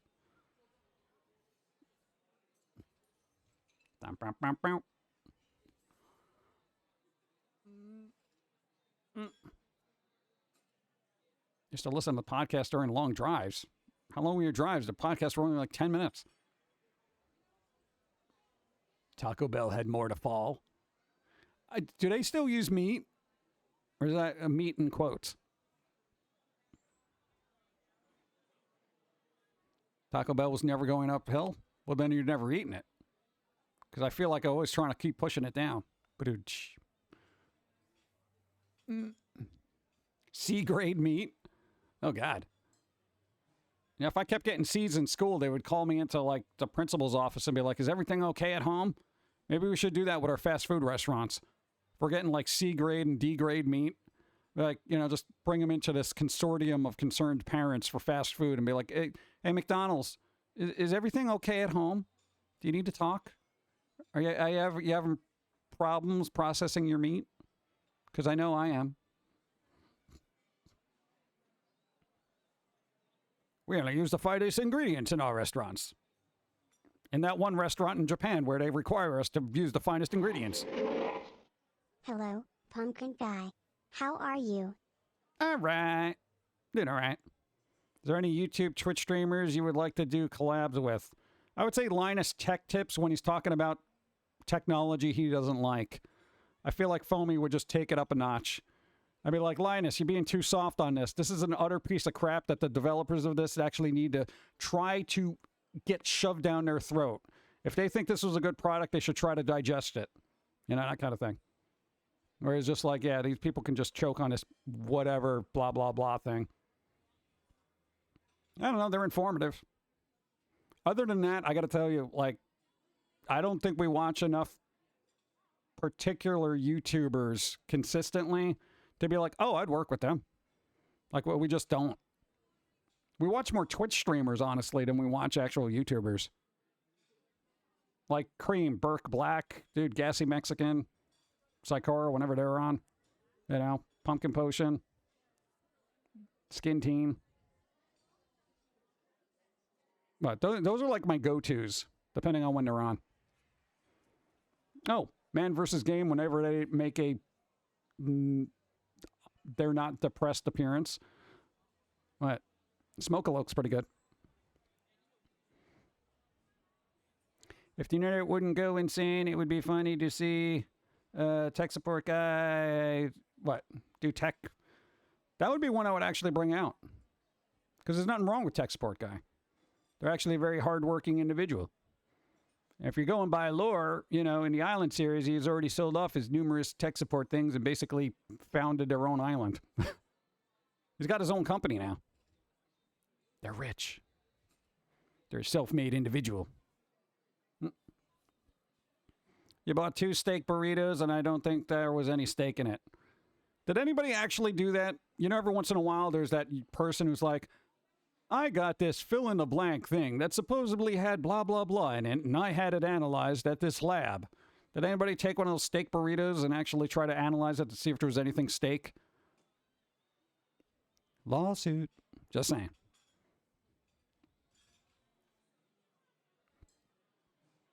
I like Taco Bell because it's cheap and it's open late. Well, yeah, I mean, that's pretty much what it's there for. Yeah. That's like when people like certain beers. It's like, I like it because it's cheap and it gets me drunk, Taco Bell is that cheap beer of food. Matt Pat did. See, there you go. So it did have steak in it. This actually has some steak in it. It's 0.1%, but technically it could be called steak. It's amazing. I hate cheap beer. Well, here's what you do. You get your first couple of beers should be ones that, are good quality beer. Because once you get drunk and you want to continue to be drunk, that's when you go to the cheap beer. Because then you don't care at that point. You're just like, yeah, man, whatever. You just want to keep the buzz going. I don't drink, so I don't know what that's like. I've never been hungover once in my entire life. Ever. The only time I woke up with a headache was because somebody was using a jackhammer outside my apartment. Steak is steak, but the beef is barely beef. So,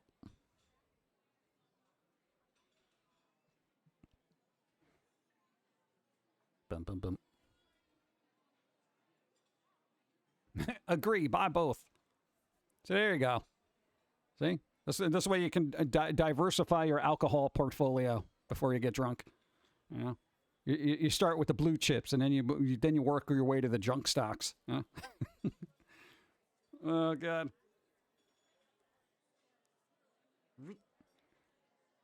All right, I think I rested my wrist up enough. That's it.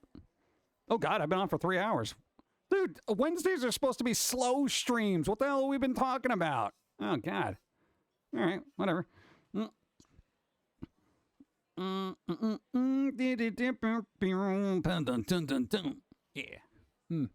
but that's weird, Rita. We've actually never been drunk, ever. So we don't really get it when people are like, don't be so loud, the next morning. I'm like, why? What's the problem? I got a hangover, man, bro. Oh, you want me to use the blender and make you a nutritional smoothie? No, don't use the blender. Why not? It's loud. You're like, all right, I guess. And then you just proceed to crack ice cubes and put them in an ice cube tray. You're like, what are you doing? I'm just making ice so you can get some cold water. It's so loud. Never had a hangover either. My friend says I'm not trying hard enough. I'm not trying at all. Why would you try to have a hangover? Damn, I'm really trying to get a hangover and it's just not happening. I was really looking forward to waking up just completely having my brain split open. It's just...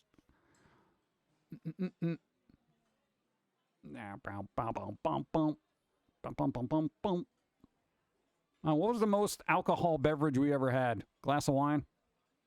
Mixed with Pepsi. Okay, that's good. Let's see. Can't get over the taste. Yeah, I'm not a big fan of the taste of alcohol, too. No. You remember the jackhammer? Generally, I'll sleep through anything, honestly. Like, all right, here's the thing. If you grow up in a city, all the noises and stuff that happen inevitably becomes white noise. So you'll sleep through anything. However, jackhammers, depending on the proximity, that's a completely different story. You're sitting there, you're like, this is closer than usual. Drinks one beer, passes out. What the hell happened? Yeah. No, unfortunately, we were the person that watched over everybody else who got like really drunk, especially in college. Oh God, you know it's. No, I don't want to get into it. It's just so tedious. Ugh. Bum bum bum bum. Important stuff about life and internet. Nothing's important on the internet anymore. Bum bum bum bum. I gotta figure out what else. Hey, because we can add other elements into here. So we got Josie going, and Josie's been working well with the alerts, so that's nice. All right, now we got to figure out what else I can put in here. I want to have all the bells and whistles. I want this whole stream to look like some weird web page that you found in the 90s that has all those weird blinky ads and stuff going on. I want constant distractions here. I want somebody who has like ADD to feel right at home here and have something to look at constantly. Like, oh, wow, what's that over there? Oh, that's a new thing over there. What's that over there? You know, I want that. That's what we need. We need more stuff here. Now, because, dude, we've been throwing so much stuff at the stream, and I know it doesn't look it, but we have, that it's actually slowing things down. Like, when we go to easy mode and that lag happens, that's because there's too much stuff loading. Dancing Baby. Oh, Dancing Baby and Toaster with Wings. Oh, get the Amityville toaster with wings. Bro, just throw some wings on that. If you got to reuse the bat wings from, you know, the Pauline thing, just do that. I want Amityville toaster screensaver. Go. All right, we got that. We got you.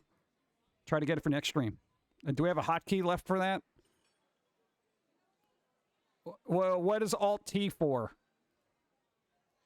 We don't know. No, that's Tiny Rage, right? It is Tiny Rage. Tiny Rage! Okay, so that's taken. Oh God, we're gonna have to find more hotkeys. Dun, dun, dun, dun. That old under construction sign. Oh God, yeah, I remember that. Oof. Can we do that? I need that screensaver. That'd be pretty good. Oh, Amityville toaster screensaver. Nice. Let's see. I'm trying to math it in my head right now because I'm like thinking, all right, how can we do this? We can do that. I mean, our Be Right Back screen already has like cartoons in it and stuff. Yeah, we updated that. So 1 second. I want to go see a movie. There you go. Which one? A movie? What's it called? Okay, it's back. All right. What? So if we do have to take a break for an extended period of time, everyone's got little cartoons to watch. We did the safe for work ones just because, you know, we try to make it nice here. My brain had forgotten the name, but that dog and his owner with the mobile home.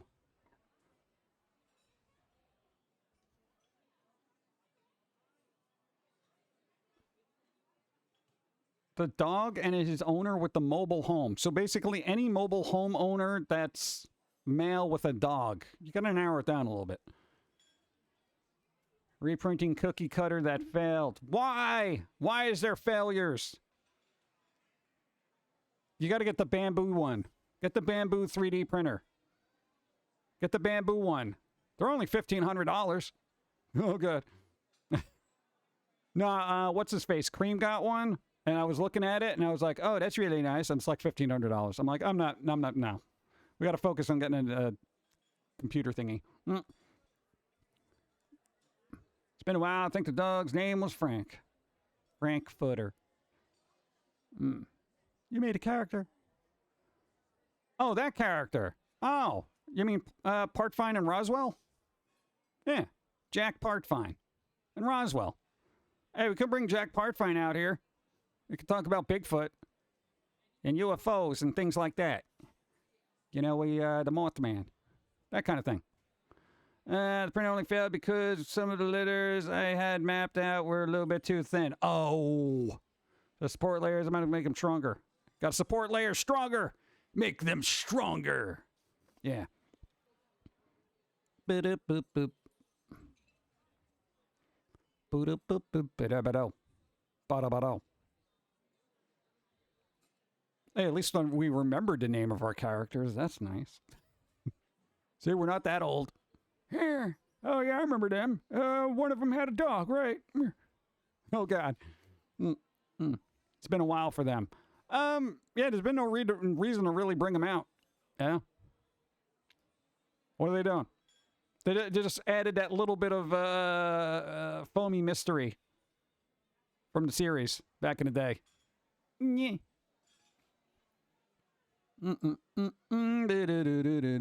Also, YouTube took down the Secrets of the Foamy Cult episode for some reason. It was bad, apparently. Dude, I don't know. Is that still up there? Or it's just been demonetized? Whatever they did. Podcast idea for the dog. Oh, no, I can't deal with the crypto thing anymore. No, there's so many crypto / ghost hunting podcasts out there. I can't go down that road. You know, and we're going to have to grow our hair long and make it just talk about ancient aliens. No. This ancient alien theorist believe.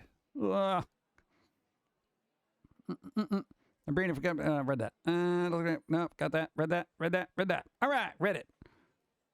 It's a website. Bum, bum, bum, bum.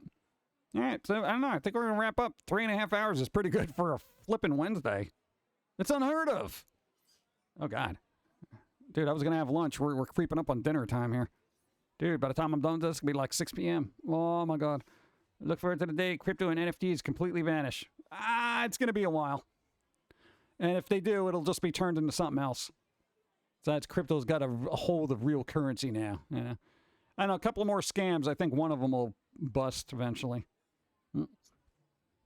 Hey, the smart people made their money off of it. Everyone else now is just like, I got to get into the NFTs and crypto. A little late, bro.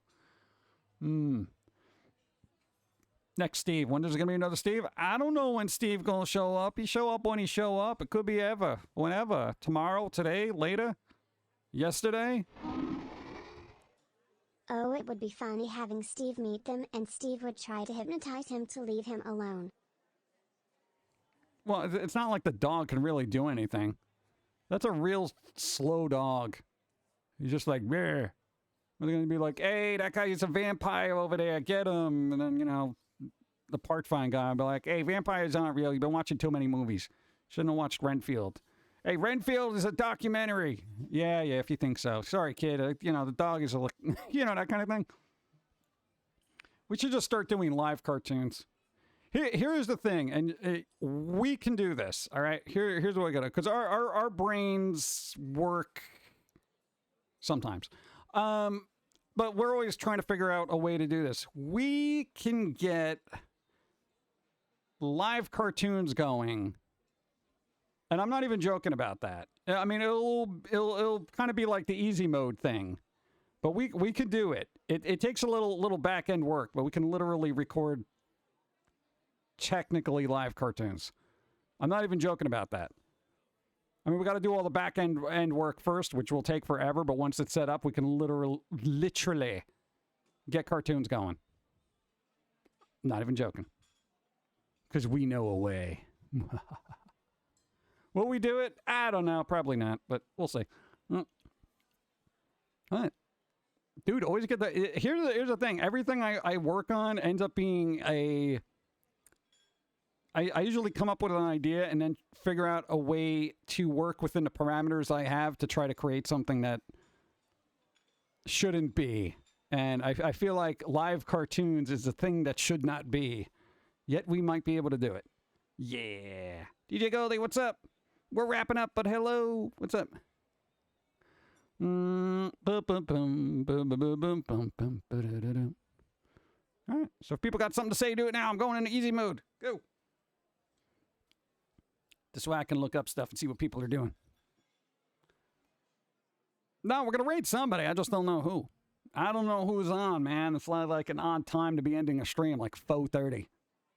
Like, who really ends a stream at 4:30? It's kind of just silly, isn't it? People are usually on till 5, 6, 7, 12 o'clock.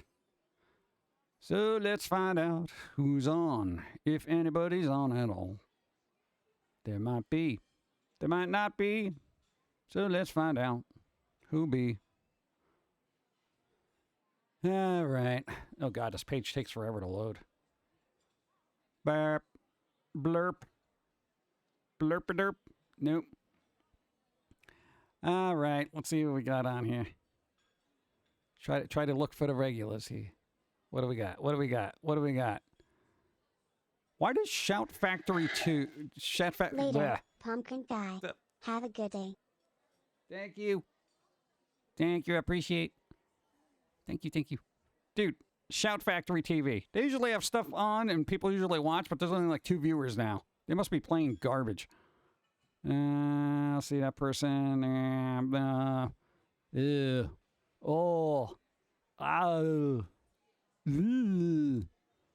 Oh, come on. Everybody here's got like 1,000 viewers, bro. All right, well, it's not helping me. Not helping me. Boop. What's up? I don't know. Dude, don't make me send you the riff tracks. I'll do it. Thanks for the stream. I wish I was on at the moment, but I'm only now getting off work and I don't stream till 5 Central Time. 5 Central. Yeah, all right, well then, everybody, write that down. Sora's going to be streaming in, I don't know, a bit. Thanks for the stream, PG. Hope you have a great rest of the week and see you Sunday. Or Jim maybe Love. earlier. I don't know. Steve might show up sometime. I don't know when, though, but... No, we're like covering a bunch of stuff. Steve is covering a bunch of stuff. And, you know, for those wondering about the podcast, generally it's like, it's weird putting a lot of effort into something that ends up just being something that we already talked about, if that makes any sense. It's like, hey, redo this again, you know?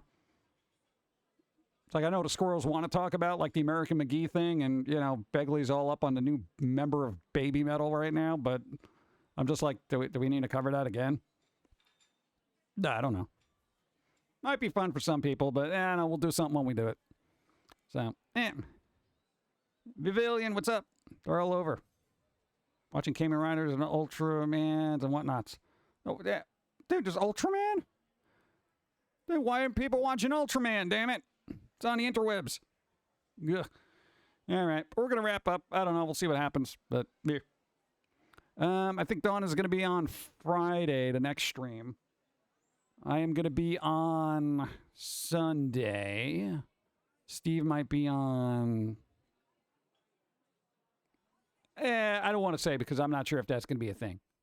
Because you don't know. Where's my music? There we go. All right, wrapping it up. Definitely wrapping it up. Gotta wrap it up. 3.5 hours for Wednesday stream is amazing. So thank you, everybody, for keeping it interesting on an otherwise slow day. No, like flat out. Usually Wednesdays are like, hey, everybody, there's nothing to talk about. People are lazy, especially during the holiday season. We're just coming off of Easter. Everyone's just like, dude, I'm still in a chocolate coma. I can't do talking about articles now. Yeah, but we did it. All right, let everybody do something fun for the rest of the week. I don't know, get yourself pizza, have something kind of cookie item. I should probably eat ice cream. I feel like it's the weather for that. And that was the outro music. I didn't change my screen. Later, go, do your thing. Do something fun. Thanks for hanging out and doing things. I'll try to get Steve on at some point. And beware the labels that humanity puts on you. Well, you shan't be defined, but why is it... Where's my thank you screen? Oh, Streamlabs, did you mess up my thing? Dude. I guess the credits are gone. Credits are gone, chat. They broke them. This is the way the world ends. This is the way the world ends. This is the way the world ends. Not with a bang. I'm angry. We're staying here until I fix this. Dude! Bro!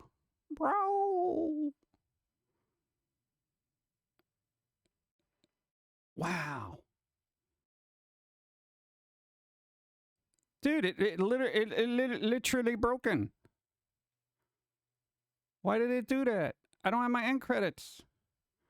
Dude. Streamlabs, get your crap together. People helped. I want recognition. There you go. Hey, thanks for your support. Thank you for the bitch. Sure, and people and stuff like that. And the text is really small from where I am, so I can't read any of this. But at least your name's popped up. Thanks, Logitech. who own Streamlabs, who can't seem to get anything together. Damn it! All right, now we're waiting for the credits. Hey, there might be an end scene where Samuel L. Jackson shows up and requests that I join the Avengers. You don't know. Where is he? All right, see, next week I got to get Samuel L. Jackson out here, or at least the reasonable parody of, and be like, hey, Pumpkin Guy, I need you to join the Avengers because, you know, world evils and stuff like that. And if not, I'm going to punch you in the head. Sure, Mr. Jackson. I'll be an Avenger. Later, everybody.